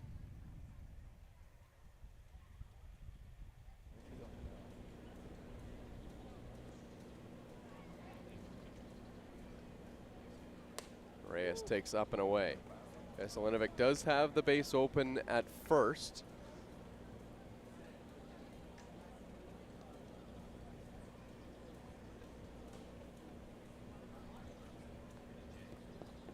Reyes 0 for 2 on the night. The 1-0. Swung on and missed. He was guessing and was way out in front of that pitch from Veselinovic.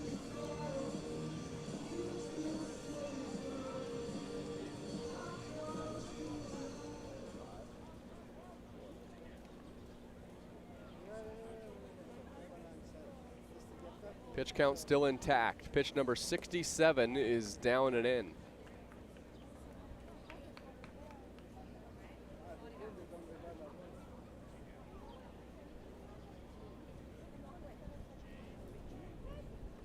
Still in control here of this at-bat, even things up. Down by one here, 2-1 count. Got to even things up. Strong breeze starting to blow in from the outfield as well here at the pits. We've seen a couple fly balls that have carried a little bit, but nothing's been able to leave the yard so far. The 3-1 pitch ripped foul. One hops past the Maple Leafs bullpen. And about halfway up the hill where everybody goes running to get the ball. That ball was hit really hard by Reyes. And that was one of those off speeds where it looked like he kind of just left it and it hung up in the zone. It started as a ball, dropped in as a strike. And that's kind of the opposite game plan that Veselinovic wants to have here. He wants these batters to chase that off speed that's going in the zone out for a ball. Big 3-2 pitch here from Nick Veselinovic, and it's hit on the ground to Crix Tavares, who gets his first play at second. He throws on to first to record the out, 2 away. And Veselinovic's attention will now shift to Carlos Dominguez as he tries to get through a 6th scoreless frame.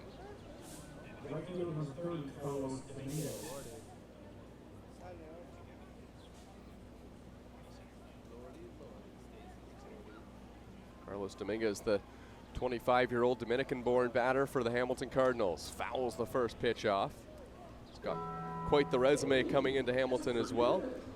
Played a couple of seasons in the New York Mets system.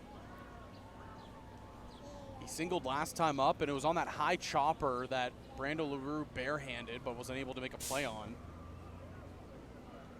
Yeah, Carlos Dominguez also has great power, had 43 home runs in his time playing in the minor leagues. And it's inside, and that one hit him. And Dominguez is walking towards Veselinovic on the mound, and the home plate umpire will redirect him towards first base. Don't think there was anything in that. It hurt, and Carlos Dominguez, I think, just needed to be relocated. That was a smart play by the home plate umpire. Yeah, yet in a ball game where you have the go-ahead run standing at third base. He's looking back at Veselinovic, but Nick Veselinovic, I think, is just kind of, he's like, why would I hit you in that situation? 0-0 ball game here in the top of the 6th. course, it was a couple games ago that we saw a benches clearing incident between the Maple Leafs and the Barrie Bay Cats, which stemmed from a hit by pitch. And I think it would probably be 2 or 3 years ago where Hamilton and Toronto were playing on a Sunday afternoon where there was a very heated benches clearing incident, as this one's fouled off. That was one where there were some fists thrown in that brawl. I think I was here for that. Were you? I think so. I can't. It was 2 or 3 years ago. I don't remember exactly the date. Hot hitter and Jaden Brown with runners on the corners. And he fouls one off onto the hill. Great crowd of people here at Christie Pitts watching a game that's just ticking along. 6th inning, then the sun is just set. Not often we get to say that. Get your shoes.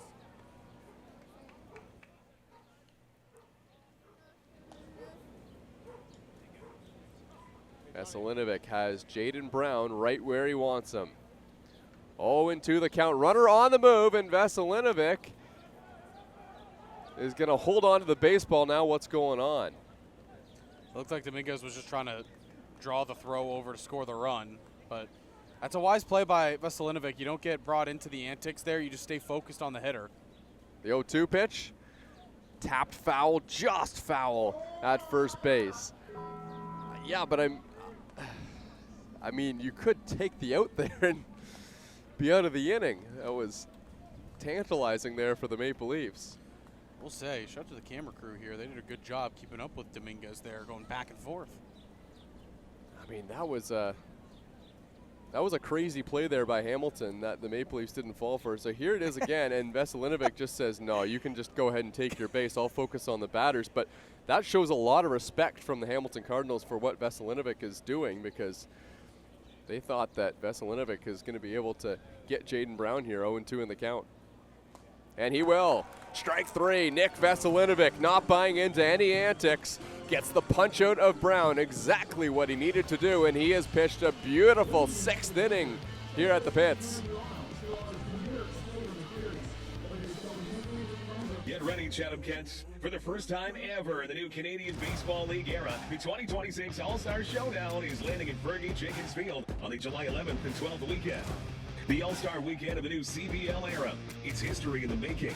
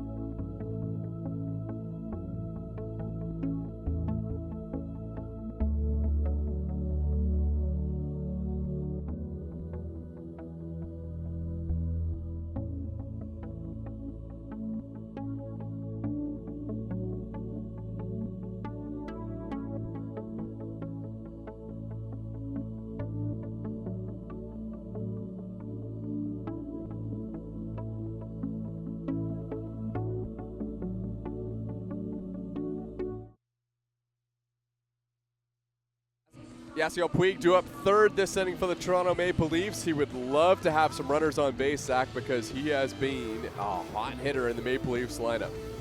Yeah, terrific over the last couple of games. I mean, he's had 2 at-bats here in this one where he felt like he hasn't really gotten his pitch or his ace swing off, and we know that's destined to change with Puig if he gets another look here at Luis Ramirez.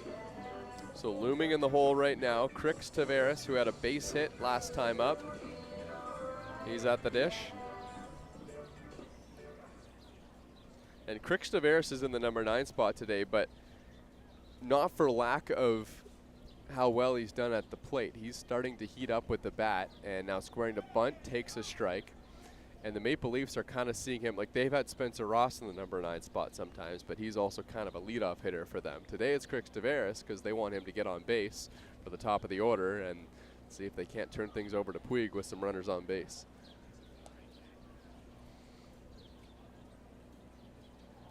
The 0-1.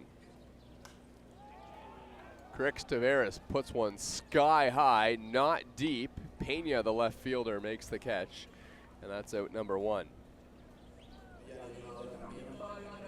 Well, this top of the order now will come up for a third time to get a look at Luis Ramirez, who has been terrific so far in this ball game. 5 innings, only 5 hits given up. He struck out 3, and he hasn't walked anybody. And, you know, we mentioned that it's been a pitcher's duel. It really has been.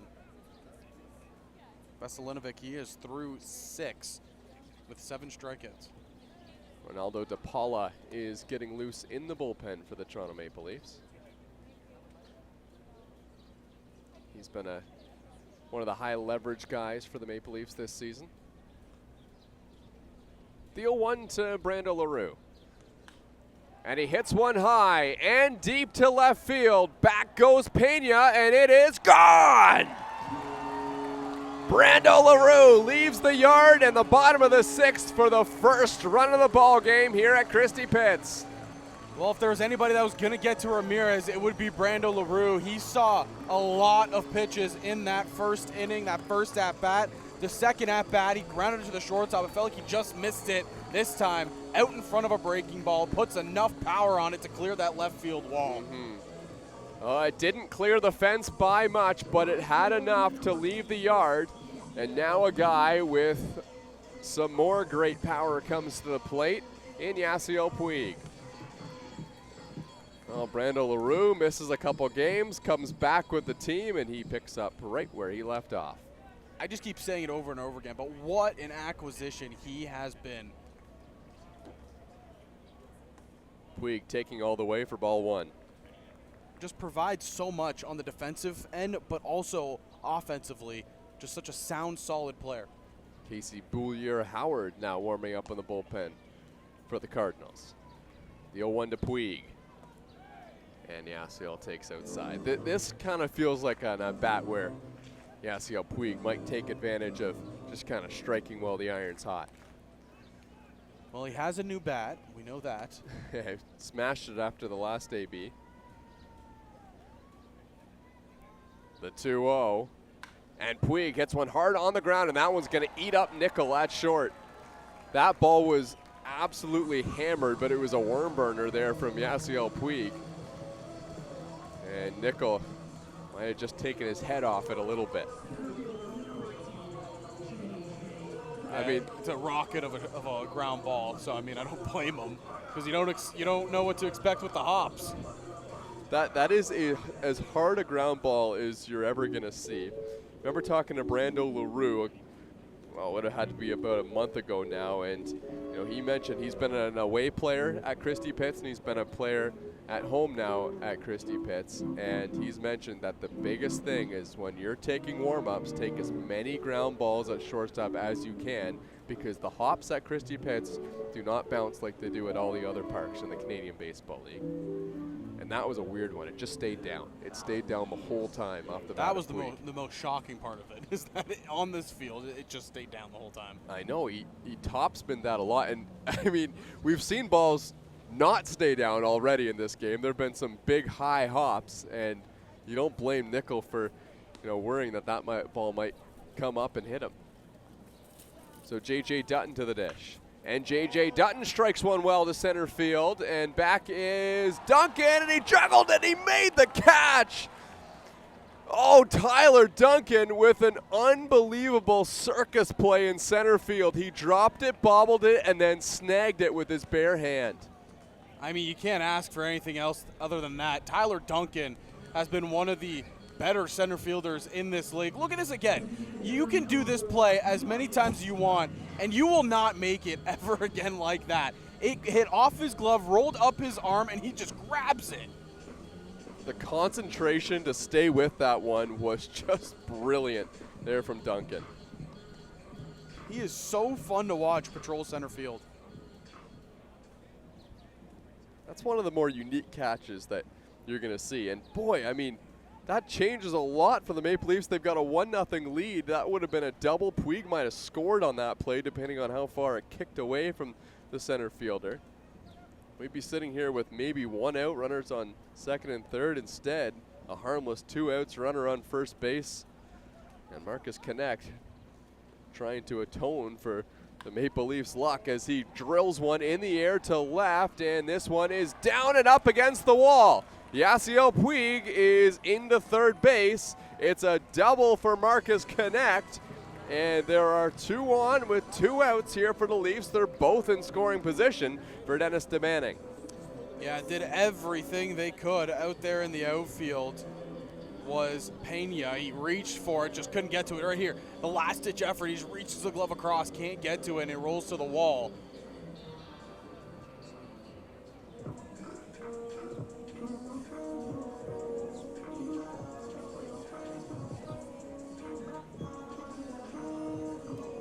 Casey Bouye-Howard warming up in the bullpen. Now we get a mound visit.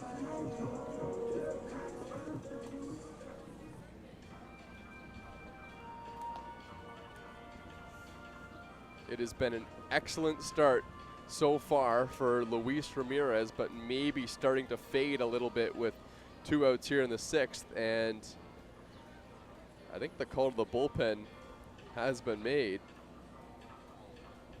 Bouye-Howard is out to the mound. Both pitchers are standing on the mound right now.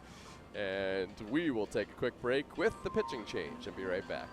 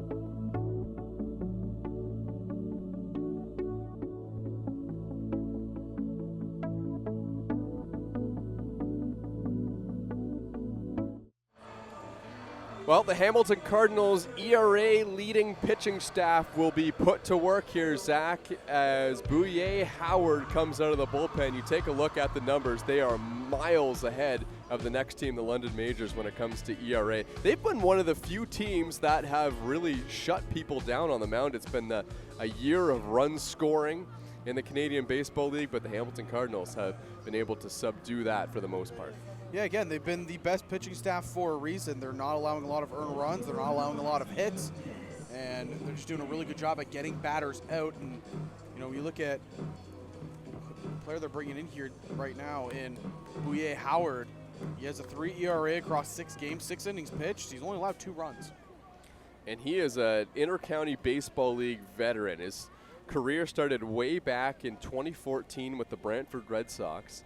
And he has pitched ever since in the league, but with a whole bunch of different teams, the Burlington Herd, the Welland Jackfish, and the Hamilton Cardinals for the last 3 seasons. So this is a really interesting decision. They're going to intentionally walk Dennis DeManning to go to Spencer Ross, but Spencer Ross is 2 for 2 on the day. I understand you want to get the bases loaded force anywhere, but with 2 outs, you know, I think you just go right after the batter. Yeah, Spencer Ross is a hits machine, an on-base machine. I mean, he's going to work the count, too, so the pressure is on the veteran now on the mound. By the way, it's been really good this season as well. 6 innings pitched, an ERA of 3.00 on the season. Allowed just the 2 earned runs, 8 hits over those 6 innings. Every outing has been a 1 outing appearance for Howard. And Ross takes low. Also, a guy that's kind of hard to strike out for Spencer Ross because of his bat-to-ball skills, but also, you know, he doesn't have the same size strike zone as a guy like Yasiel Puig, so Bouye-Howard is going to have to be accurate here with the bases loaded.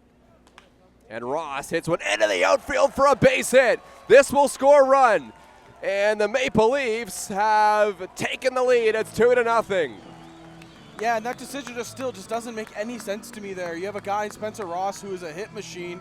He's 2 for 2 today off of a starting pitcher that was a lot more difficult than Vegh Howard. And he just rips this ball. It's probably the hardest hit ball of the day for Ross. Big celebration at first, too. Spencer Ross took that one personally. That is a bold move by the Hamilton Cardinals. Does not work out. The Maple Leafs take a 2-0 lead. Kirk Gibson at the dish, and he hits a high chopper down the line, but foul by a couple of feet. So Dennis Stabanning now the runner at second base. They decided to hold Marcus Knecht. That was a good play. Yolki Pena's got a good arm out there, and it was a very sharply hit ball by Spencer Ross. The 0-1 to Gibson. And Kirk Gibson breaks his bat and fists one up the middle for a base hit. The Maple Leafs take a 3-0 lead, and it gets by Tyler Duncan in the outfield. A 2-run single for Kirk Gibson. Boy, he didn't even know he was going to be in this situation today. He was an injury replacement, and he gets the biggest hit of the ball game for the Maple Leafs. That bat will die a hero. Broken bat, single up the middle. Duncan, it was going to be a close play at home plate no matter what, but I think that still should go down as 2 RBIs for Kirk Gibson. How about that for a big-time hit? What a huge hit. Came into his last at-bat in an 0-2 count. He was an injury replacement for Yordan Manduley, and he struck out in that at-bat. Didn't, you know, he got kind of thrown to the wolves there in an 0-2 count against a tough pitcher. Then comes in his second at-bat, has a fresh count, and he's got hits in each of his last 2 games that he's appeared in. So Matt Brandt with runners on the corners.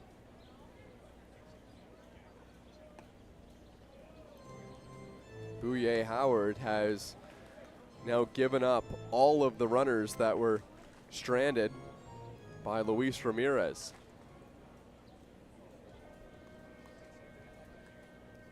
Here's the 1-1. Matt Brandt swings and misses at a breaking ball there, and he's behind in the count 1-2.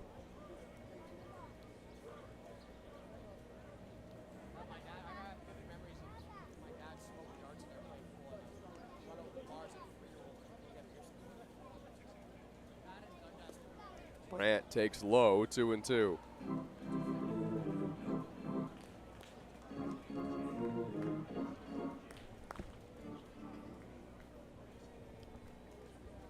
Hitting is contagious, my friend, and when you're feeling good at the plate, everybody feels good. And this one eats up the third baseman. Another run comes in to score. The Maple Leafs lead 5-0. Well, not only do they put up a 5 spot, they bat around in the order. Crix Tavares coming back up. There have been a couple misplayed balls in this inning for the Hamilton Cardinals. That was one that needed to be made there by Reyes at third base. That was just a ground ball by Matt Brandt that got under his glove. And the Maple Leafs are giving it to the Hamilton Cardinals here in the bottom of the 6th. Toronto trying to put together back-to-back wins as they try and get back in the Canadian Baseball League standings. Crix Tavares. He takes strike 1.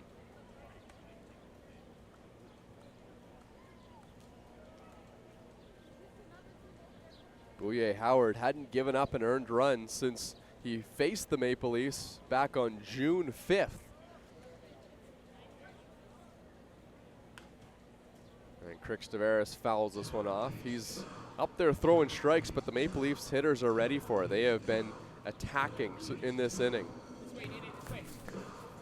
Again, you get one really big hit in a key moment, and then it just becomes contagious. Everybody jumps on to the bandwagon, and well, Matt Brandt was the latest. Now it's time for Crix Tavares to try to get something here. The 0-2. Tavares takes low. Brando Leroux hit the solo home run to give the Maple Leafs a 1-0 lead. And then after that, I mean, in terms of the pitching change, this was about limiting the Maple Leafs to just 1 run. And now they've opened up 5 here in the 6th. The 1-2. And Crix Tavares hits it well to left field, and it is caught on the run just barely in fair territory by Yolki Pena, and that will end a wildly successful bottom half of the 6th inning for the Maple Leafs. They score 5 and lead 5-0 over Hamilton.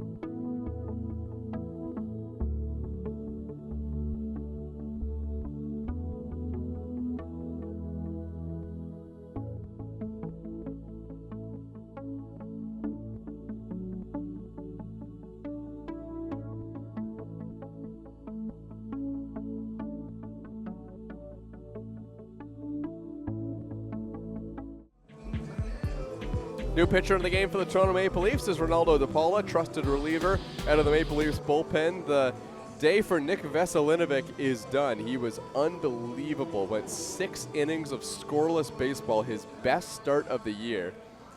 And we'll see if the Maple Leafs bullpen can coax this one to the finish line. Yeah, you said it. His best start of the year. He finishes at 6 innings pitched, only 4 hits given up, 1 walk, and 7 strikeouts. Truly, truly terrific game for Veselinovic. DePaula is a hard-throwing righty on the mound for the Toronto Maple Leafs. Gets his fastball into the low 90s. Here's the 1-0 to Pena. He takes inside. That one nearly hit him. If there's been one note, he has been a little bit wild for the Toronto Maple Leafs this season. His last outing was probably his best. 2 innings of 1 hit ball, struck out 3, didn't walk anybody. Yeah. That was against the Royals. No question, the stuff that he has out there is nasty.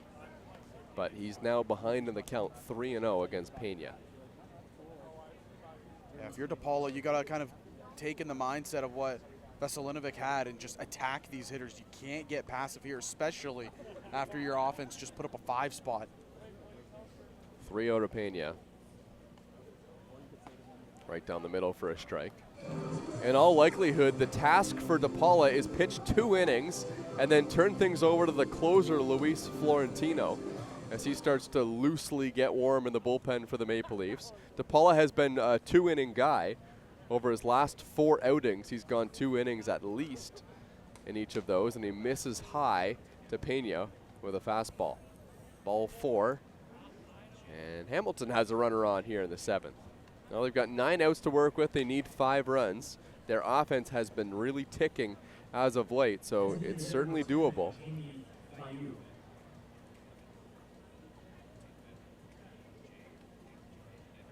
DePaula has 2 outings this year, both against the Welland Jackfish, where he gave up 3 earned runs. Other than that, he's been pretty much lights out for the Maple Leafs.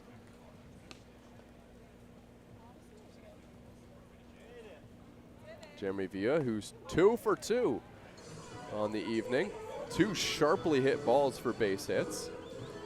That's Luis Florentino watching on and cheering on his pitcher DePaula. Yeah, this is a back end of the bullpen that is just so lethal for the Maple Leafs, but that's kind of just been the trouble, is getting that bridge to these guys. Good pitch there, 0-2 on Jeremy Vegh.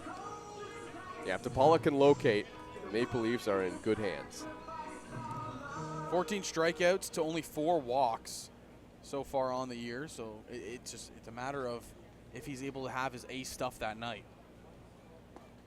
And that is outside. Matt Brandt was getting ready to celebrate a strikeout there, but the home plate umpire wouldn't budge. 1-2.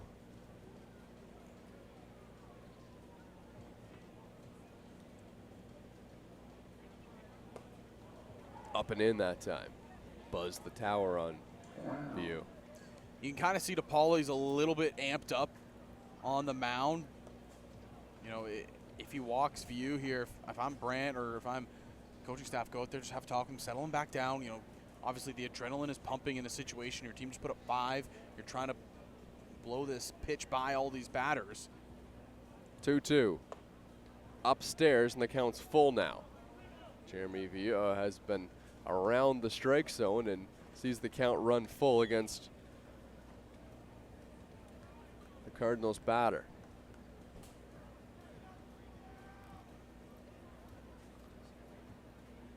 Runner on first base. Big pitch here from DePaula.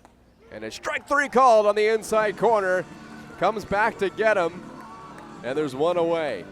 Really good pitch there by DePaula. Completely crossed up Vegh. Looks like he was looking for that off speed again. And DePaula just goes right on the inside corner.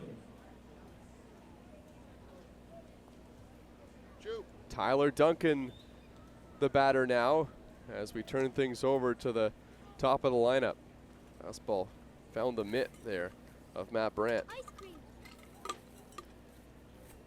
First pitch is up and away. This is a guy that probably wants to do something offensively here, especially after last inning. Obviously, he had that big defensive catch, but He had one slip under his glove, which allowed a runner to advance up to third and eventually score. This one's laced foul onto Christie. I think that fully cleared the road and landed on the other sidewalk. Yeah, I think that one bounced off the facing of a building over top of the street that overlooks Christie Pitts. The 1-1 to Duncan. Up and in, this one goes to the backstop. May have been a cross up there on Matt Brandt as it kicked off of his glove. And an extra 90 feet for the Hamilton Cardinals. Maple Leafs aren't too worried about that runner out at second base, but they would prefer to have the double play in order with one out in the 7th inning. Duncan beat out a double play ground ball earlier in the game. I think if you're DePaul in this situation, you kind of just forget about the runner. Right now, he doesn't matter whatsoever in the ball game when it comes to the runs. Just focus on the hitters. 2-1. Low ball 3. DePaula falls behind another batter.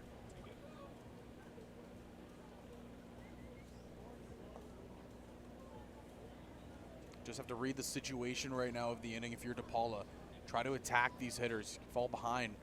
He did a good job battling back into view. Can he do it here? Does not. First base was open for Duncan, but the Maple Leafs are trying to limit as many base runners as possible here. 1 out in the 7th. Runners on first and second, and it's Brandon Nickel. And this time it's Rob Butler coming out to the mound. And we usually only see Butler come out if there's a pitching change.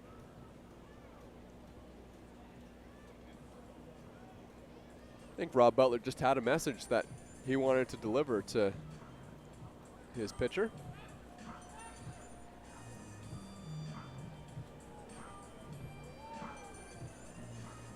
He'll leave him in. I mean, if the Maple Leafs are going to finish this ball game, I think it lies with DePaula 2 innings and Florentino 1 inning. I don't think they want to pitch Florentino too much because it was just a couple days ago that he had a long 6-out save against the London Majors. Yeah, I think key scenario, if you're able to get Florentino at least just to pitch 1 inning, that's huge. And the 27-year-old Dominican pitcher DePaula comes back with a strike after the mound visit by Rob Butler, his manager. 1-0 on Nickel.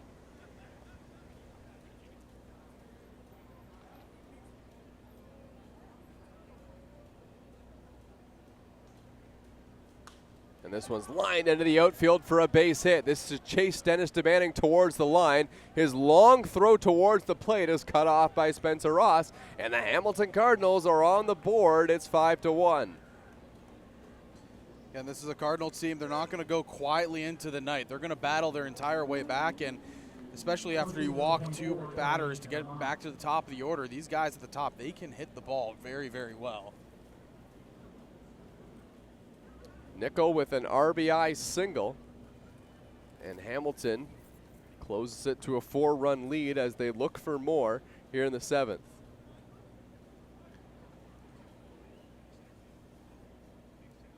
Darlin Herman takes a first pitch strike from DePaula. Well, that is a crisp fastball when he finds the zone. Well, also, the man that drove in the run, of course, guess who it is? It's Brendan Nickel. Maple Leaf killer. 16 RBIs over his short career against the Maple Leafs.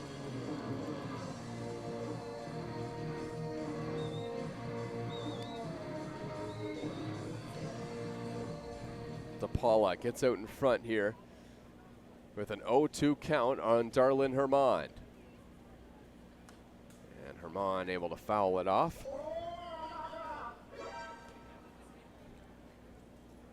Not seeing Freesley in the bat boy's hand this time. A lot of energy, though, so might have just finished the first one.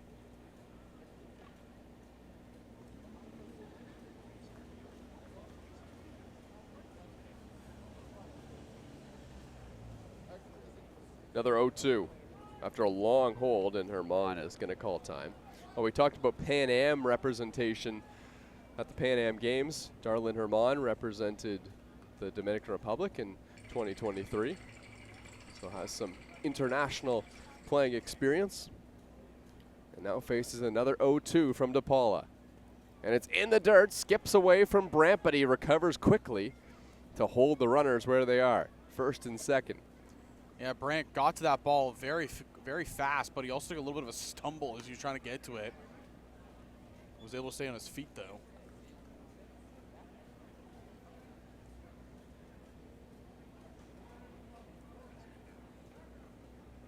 Herman wanted the runners to advance there, but again, it's tough when Brandt really just hopped all over that ball. The 1-2. Herman fouls it off. It's been interesting. A lot of the import players coming from the Dominican Republic over the last couple seasons that have played on the Hamilton Cardinals. Darlin Herman came to this team with not the crazy minor league resume that you see on some of the other players, but was an MVP of his team in the LNBV back in 2024, a league in the Dominican Republic. The 1-2, fouled off again. And look at him now, maybe the best hitter on this Hamilton Cardinals team this year.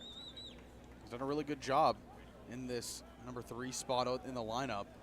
DePaula, he kind of showed a little bit of frustration there. He's throwing 2 really good pitches here to Herman, and Herman has just fouled off everything. He is staying alive, fighting. 1-2. Strike 3 called on the outside corner. Herman drops the bat in frustration, and DePaula gets a much-needed strikeout. Just pinpoints a fastball in the lower corner, and tremendous job out of DePaula. He was pumping in fastballs high and in, low and in, really jamming them up on the inside of the plate, and he expands the strike zone a little bit and goes to that corner. Yeah, the frustration there from the Hamilton Cardinals was that pitch was not where DePaula wanted to throw it. It was all the way across the plate from what they were trying to do, but it still found the outside corner, and Brandt was able to give the home plate umpire a good look. A 1 pitch to Miguel, and DePaula is starting to find his groove. He's ahead in the count, 0-2 on Miguel.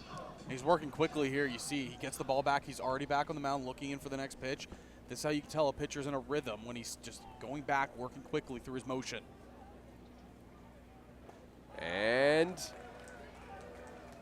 no swing, says the umpire at second base. And now the Maple Leafs dugout is frustrated, as that was a close one. Miguel took a pretty healthy hack, but was able to hold the hands right at the last moment.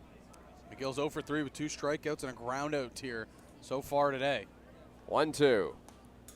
Fouled off. Heads up, Knecht. Oh, man. Also, the bat boy, Yadier Martinez, is saying, back up into the dugout. We don't want you getting hurt.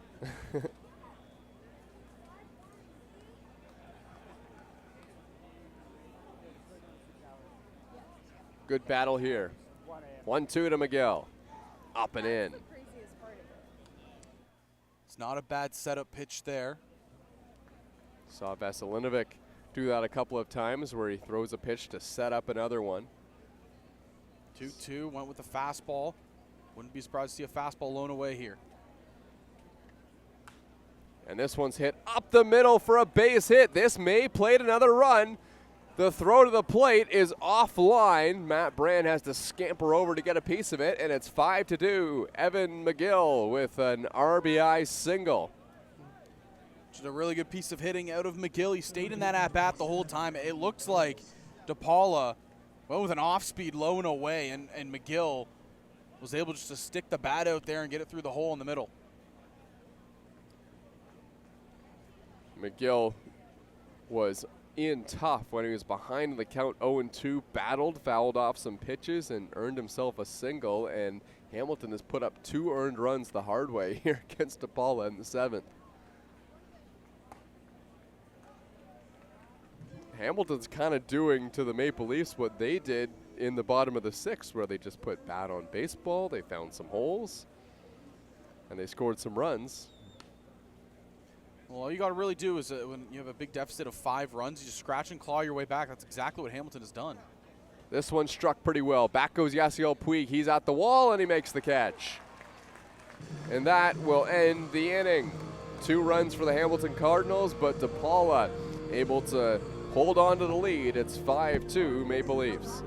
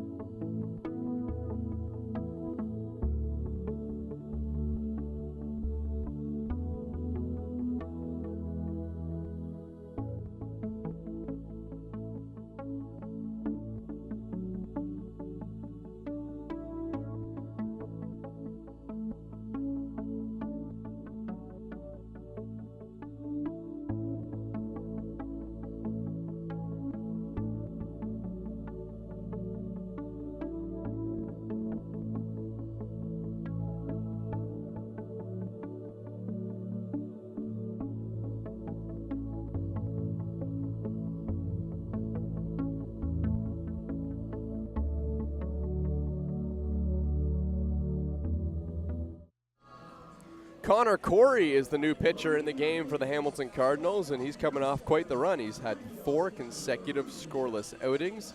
He's got good numbers this year as well, with an ERA of 4.32 and 8 1/3 innings pitched. Struck out 5 over those 8 1/3. But he's had good stuff as of late and faces Brando Leroux to lead things off.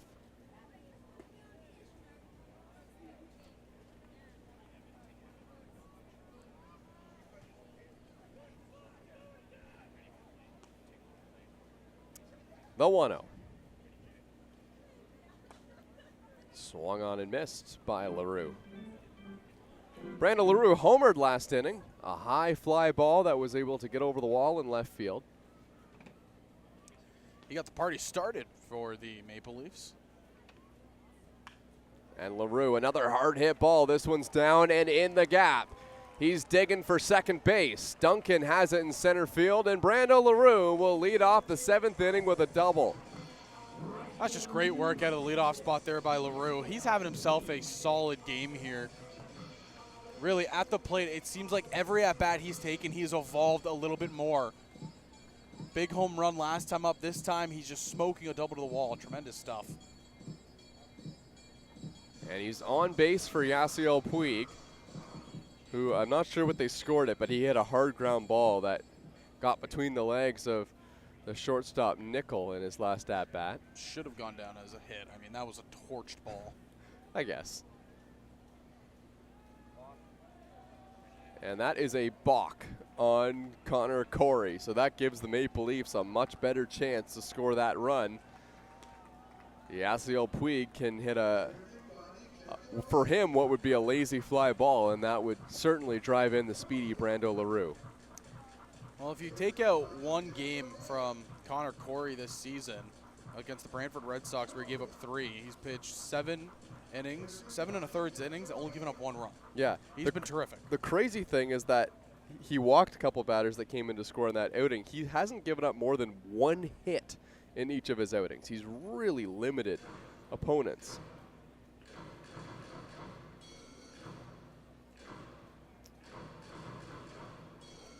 Luis Bernardo was out of the dugout there to argue whether or not that should have been a balk call. But now we're ready to get back underway.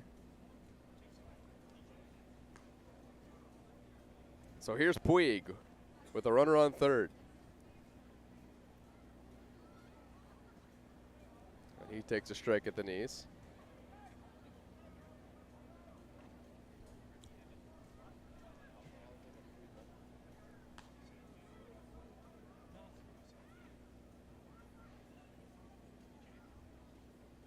Here's the 0-1. And Puig hits a tapper back to the mound. This will score the run, and the Maple Leafs take a 6-2 lead. Yasiel Puig retired by the pitcher. Puig obviously frustrated because he wanted to get that base hit, but he still does a good job getting a run in. That's a big insurance run going into the 8th.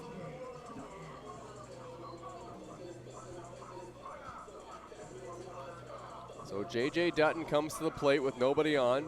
Job done for Yasiel Puig, but you know he's always looking for the fences. And Dutton waits on that breaking ball and lifts it in the air to second, and play is going to be made in right field instead. Good communication there between Carlos Dominguez and Jaden Brown. Sounded like a last-second call off there by, I believe it was Dominguez. Like, I can hear him here from up here going, I got it. Make sure he calls off his second baseman. 2 outs in the inning. Connor Corey trying to limit the damage. Marcus Knecht hits one in the air to center field. This one is not deep, and it is once again going to be the right fielder Carlos Dominguez who ends up making the catch, and that will end in the inning. The Maple Leafs get one of those runs that the Hamilton Cardinals got in the 7th back. It's 6-2 here at Christie Pitts.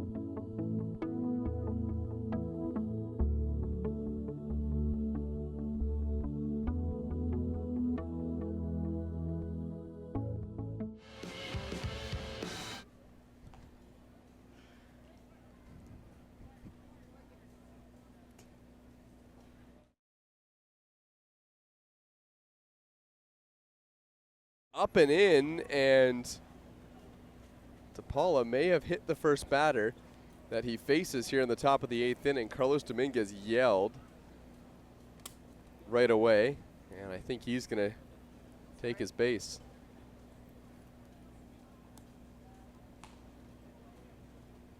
Oh, I think it caught his hands. Yeah, do you think so? Left hand. That is concerning for a very good hitter on the Hamilton Cardinals, but the good news is that he is making his way down to first base. What a look of that we had as well. That was right in your living room.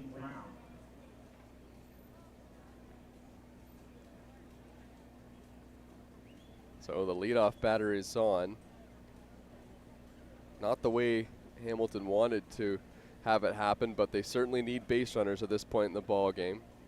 Need 4 runs, As a pickoff throw to first, skips away from Gibson, but he gets just enough of it. I think that hit Dominguez again. Oh, no. Off the hand again, if I'm not mistaken. That is rotten luck for the right fielder, who made a couple of nice plays in the field last inning. What are the chances of that? He is nodding. I think he might have been posed the question whether that hit him in a similar spot. I would assume it's the same hand again. Yeah, he's smiling about it, but I think it's just like I think smile of really? Yeah. Again? How did this happen? He knew immediately too. Yeah, so he threw the helmet down. He was about to walk off the bag, but made sure that he called time first. Well, he's going to get the sliding glove back on, and what do you think the odds are he tries to steal second here? What do you think the odds are they try to pick off again? See how the hand's feeling? That would seem a bit cruel. Jaden Brown, the second baseman, is the batter at the dish. Dominguez not going as it's fouled off by Brown.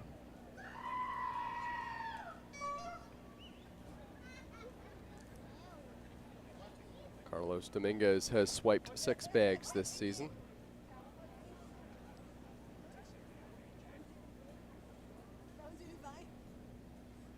The 0-1.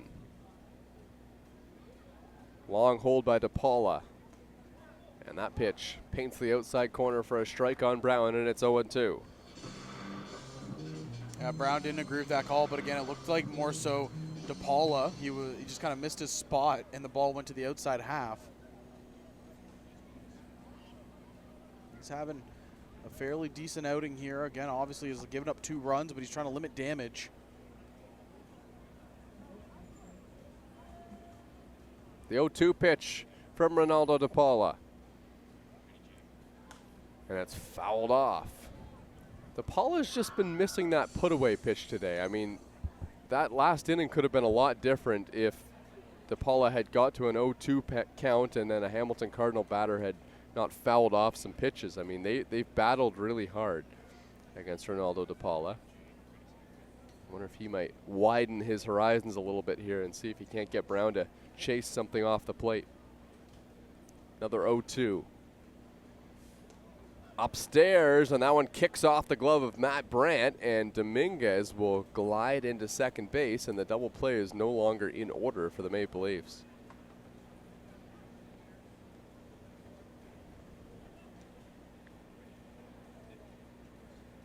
Toronto Maple Leafs at a point in the season where they are desperate to win not just some games, but pretty much 70% or more of the games that they have, and they need this one here tonight if they want to have any chance of making things interesting by the end of the season. All their eggs are in DePaula's basket right now. They do not want to go to Luis Florentino early here. He's had a couple days off, but threw a lot in that game against London where he had the 6-out save. I think the main thing for the Maple Leafs here is that they want to continue to close the gap between them and some of the teams above them. Again, they were, I think it was 3 games behind Chatham Kent, who occupies 8th place before their last game.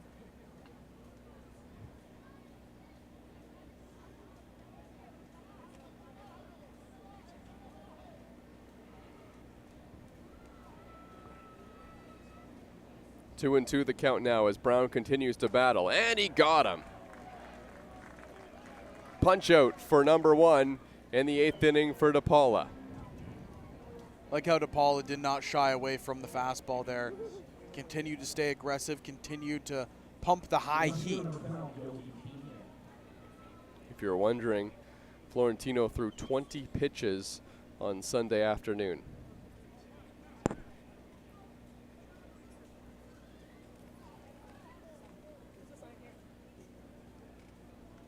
Yolki Pena, the left fielder now. Still got Dominguez out there in scoring position. And DePaula with a pickoff move that had Carlos Dominguez, who either broke late or was thinking about going, but That was a play that was thought about by DePaula, so there was no one covering the base. Yeah, but now you see both middle infielders kind of playing close. Now I think it's going to be Leroux's bag. And that one's inside, kicks off the glove of Matt Brandt and goes to the backstop, and Dominguez will end up at third after all. Again, it's a situation where if you're DePaula, just forget about the runner on base right now. All Dominguez wants to do is draw your attention away from the batter and kind of cause havoc there. With one swing of the bat, the batter is not going to, change the lead of this game. It's still going to be Toronto Maple Leafs leading no matter what. So if you're DePaula, just attack these hitters here, especially since it's the bottom of the order. And his fastball is really good. Like, it feels like maybe he's been on a different page than his catcher on a couple of these pitches. That one swung on and missed by Pena, which I assume is why the ball is kind of kicked off the glove of Brandt a couple of times. But it's so hard that, if he's expecting a down and in breaking ball and it ends up being a fastball up and away, the reaction time is very slim. The 1-1 pitch. This one's in the air to left field, twisting towards the foul line. DeBanning over, makes the running catch on the line. Here's the throw to the plate, and it's right on the money, but late. It's a sac fly. Hamilton gets one. It's 6-3. Yeah, it's unfortunate that they get that one run back, but again, that's why you got the insurance run in the 7th. So really, it's still a 3-run ball game. But great play by DeBanning to get to that ball. Good, strong throw. If you're DePaula, don't let that derail you from the outing you've had. It's been solid. You still have a 3-run lead. That was an unbelievable throw by Dennis DeBanning. Pretty good catch as well. He had to run a long way to get there, but that play was just never going to be in the cards. And speaking of cards, the lineup card is going to get a change here. Oh, how about that little 360 after the throw as well? that was fancy there from Dennis DeBanning, who put everything into that one. Looks like Angel Guerrero is going to get an at-bat here. I think they're just trying to find him on the card there.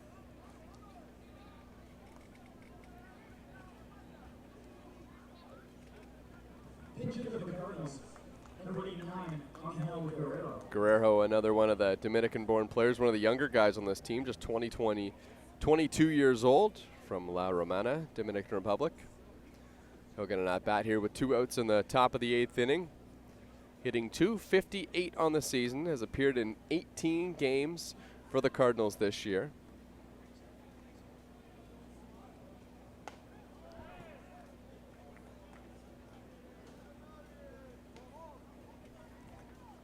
He's been a productive hitter at the plate. He's driven in 14 runs. And Guerrero with a big cut and fouls it off.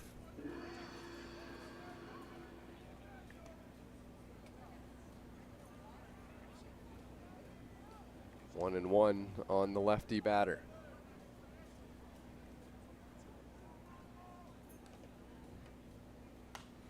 And Guerrero rips one foul.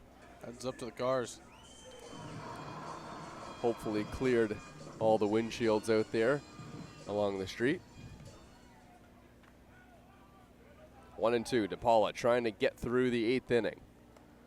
Swung on and missed, strike 3. Ronaldo DePaula gets the punch out. The Maple Leafs holding on to a 6-3 lead, searching for insurance in the bottom of the 8th.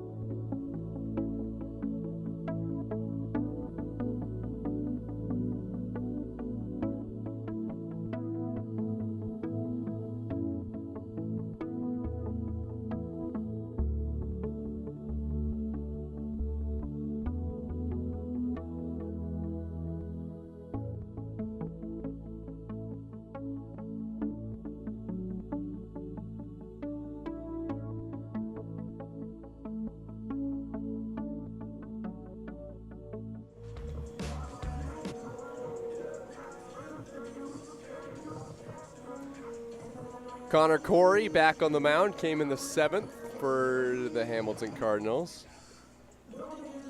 Dennis DeBanning will be the first batter that he faces. The Maple Leafs were able to scratch across 1 run in the 7th against Corey. So he'll enter into his 2nd inning of work. And DeBanning takes low in the dirt, ball 1. Dennis DeBanning made a nice running catch to help the Maple Leafs get out of the top half of the 8th inning. Also 1 for 2 on the day. He's reached base twice via a walk and a single.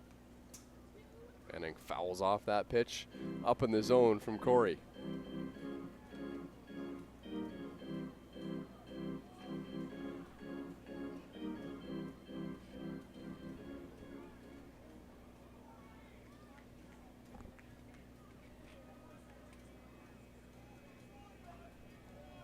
Here's the 1-1. Upstairs, and DeBanning's ahead in the count.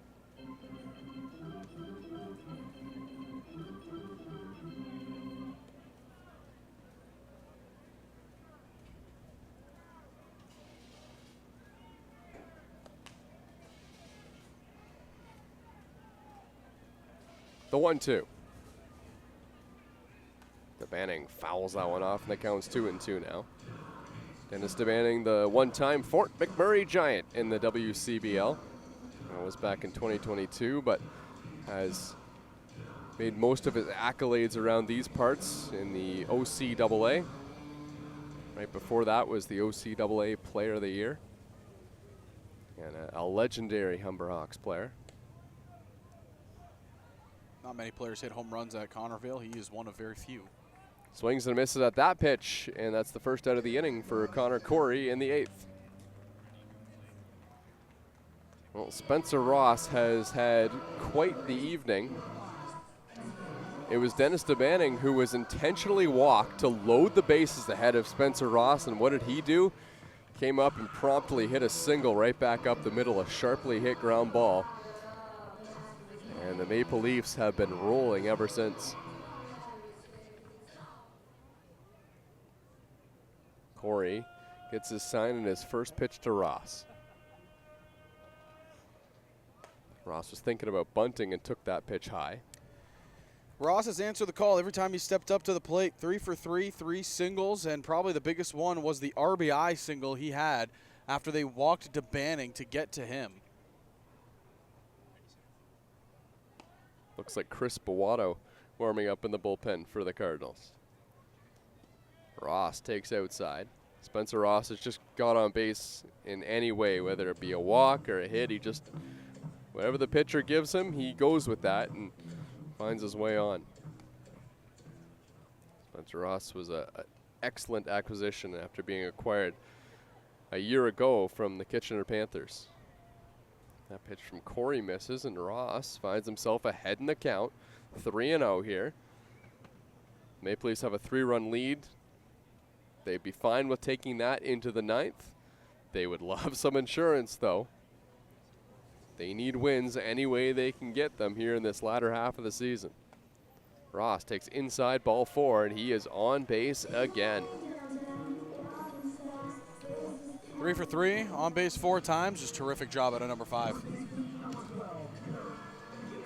Well, Kirk Gibson might have the swing of the game. It was a 2-run single. It was a broken bat that died a hero. And as of right now, I mean, you can point to that moment in the ball game that the Maple Leafs might see as a turning point. Again, just does a really good job placing it. It was a hit right up the middle. This bat, it died a hero. 2 big RBIs in this game. Yeah, it was the most impactful hit. Even though, you know, there was the solo home run by Brando Leroux, it was the most impactful hit that the Toronto Maple Leafs had in that 5-run 6th inning. That's the difference right now in the ball game. The 0-1. Kirk Gibson breaks another bat and flares it out to short. Well, it's been an expensive day at the plate, and Kirk Gibson might finish this one out 1 for 3 with a couple of broken bats. Really hope he didn't use a teammates for that at bat, because if he did, he owes somebody one. Gets sawed off again, though. Man, he put a pretty good swing on that baseball. It just, I think it might have been early, and he caught off the end of the bat. yeah, it just shattered on him. Well, Kurt Gibson needs to win a Player of the Week so he can get a free Sam bat from the league. That would help things out. Or, hear me out, he just went up to bat with the same bat to make sure it fully broke. Unlikely. What is likely, though, is a pitching change here at Christie Pitts. Chris Boato coming to the game.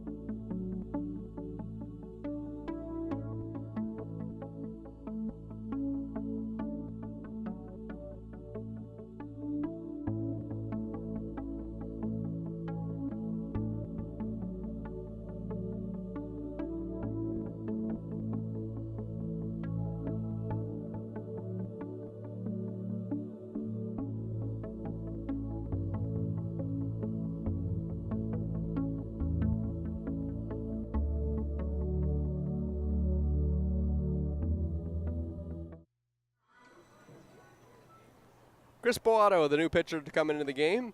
He'll face Matt Brandt, the Maple Leafs catcher. There's 2 outs in the inning, and Spencer Ross, as he's always been, on first base.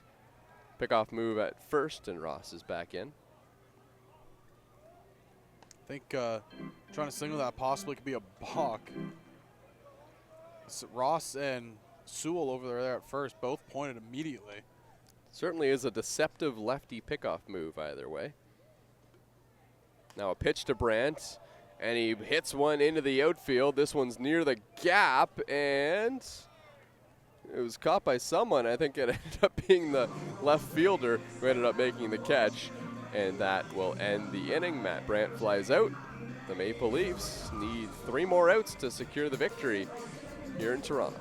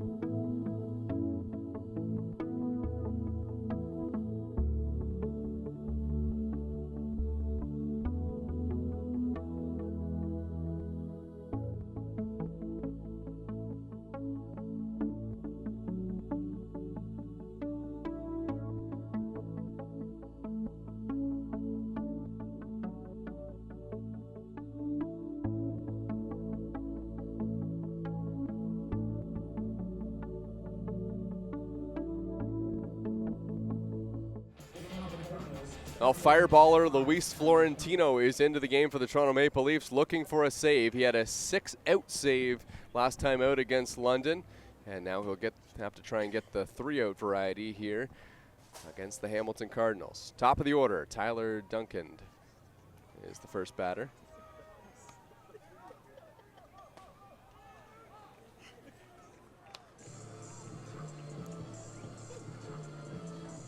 Florentino with a first pitch strike.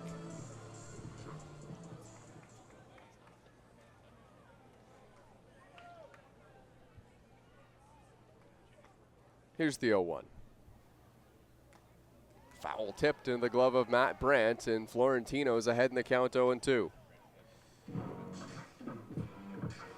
Top of the order coming up here for the Cardinals. This is their best chance to try to get something going, but like you mentioned there, Thomas, it's a tough task going against Florentino, who has been so good for the Maple Leafs.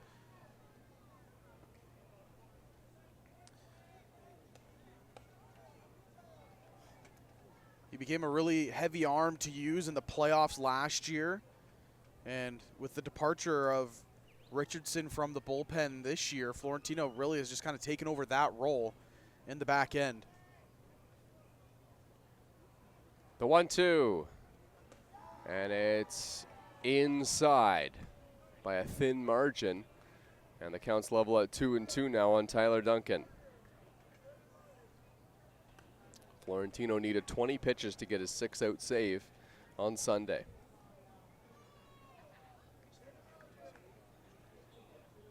The 2-2 in the dirt to Duncan. Florentino missed with a breaking ball.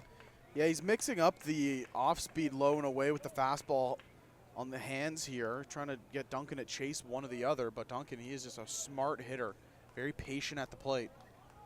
Full count on the one-time league MVP. And he got him. Florentino with a punch-out to start the 9th.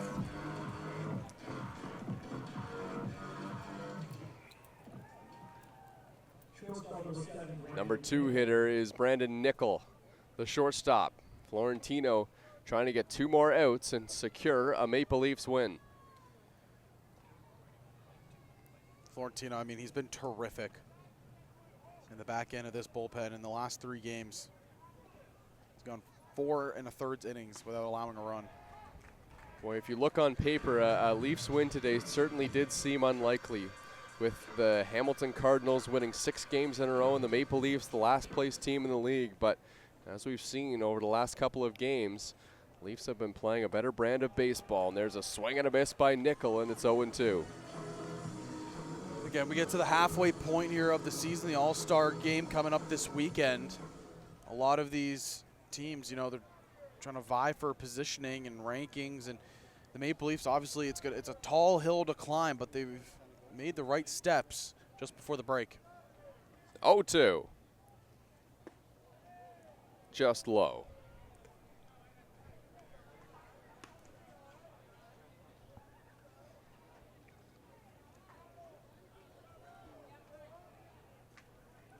Nickel will have to battle and a 1-2 count against Florentino. And he hits one on the ground to Ross at third base. Throws on to first in plenty of time, and there's 2 away. Sure-footed over there at third is Spencer Ross. And down to their final out now are the Cardinals. Yeah, Ross has been a solid presence over there at third for the Maple Leafs, or wherever he's been asked to play this season. Third, short, second base. Darlin Herman comes to the plate here against Florentino. Cardinals down to their last out. That pitch misses inside to Herman.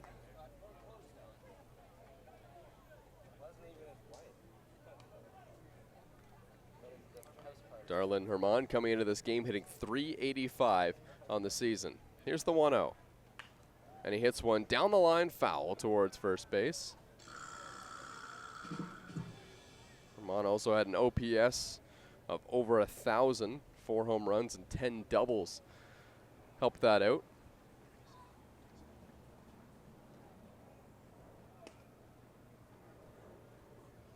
The 1-1 from Luis Florentino. Fouled off, and there's 2 strikes. Florentino trying to end the ball game and pick up saves in back-to-back games for the Maple Leafs. The fans on their feet here at Christie Pitts. The 1-2 pitch. Hit right back to Florentino and into center field for a base hit, and Darlin Herman keeps the game going for the Hamilton Cardinals. Yeah, Herman just stayed with that fastball. He just punched it right back up the middle. Florentino tried to make the play on it, but it was hit right on the screws and couldn't get a glove to it. Now Evan McGill comes to the plate. He's 1 for 4 on the evening. Batting average sitting at .308. Evan McGill hit a big home run last game against the Barrie Baycats. Hamilton just needs him to get aboard and bring the tying run to the plate. Swings and misses at the first pitch. Florentino has a big fastball, gets it up there around 95 miles an hour at times.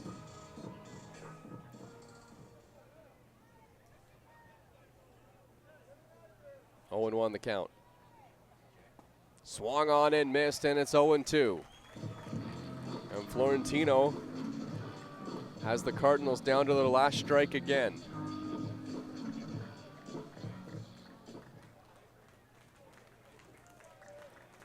Luis Florentino gets his sign. Now the 0-2 pitch, and it is just inside. Another close pitch from the big righty. Looked really solid, but just didn't get the call there. Florentino will just get back into his motion. He's kind of in a flow state here. 1-2. Swung on and missed, strike 3. Florentino gets the punch out. The Maple Leafs get the victory, 6-3 the final, in a game that was really turned on its head, Zach, with the 5-run inning by Toronto.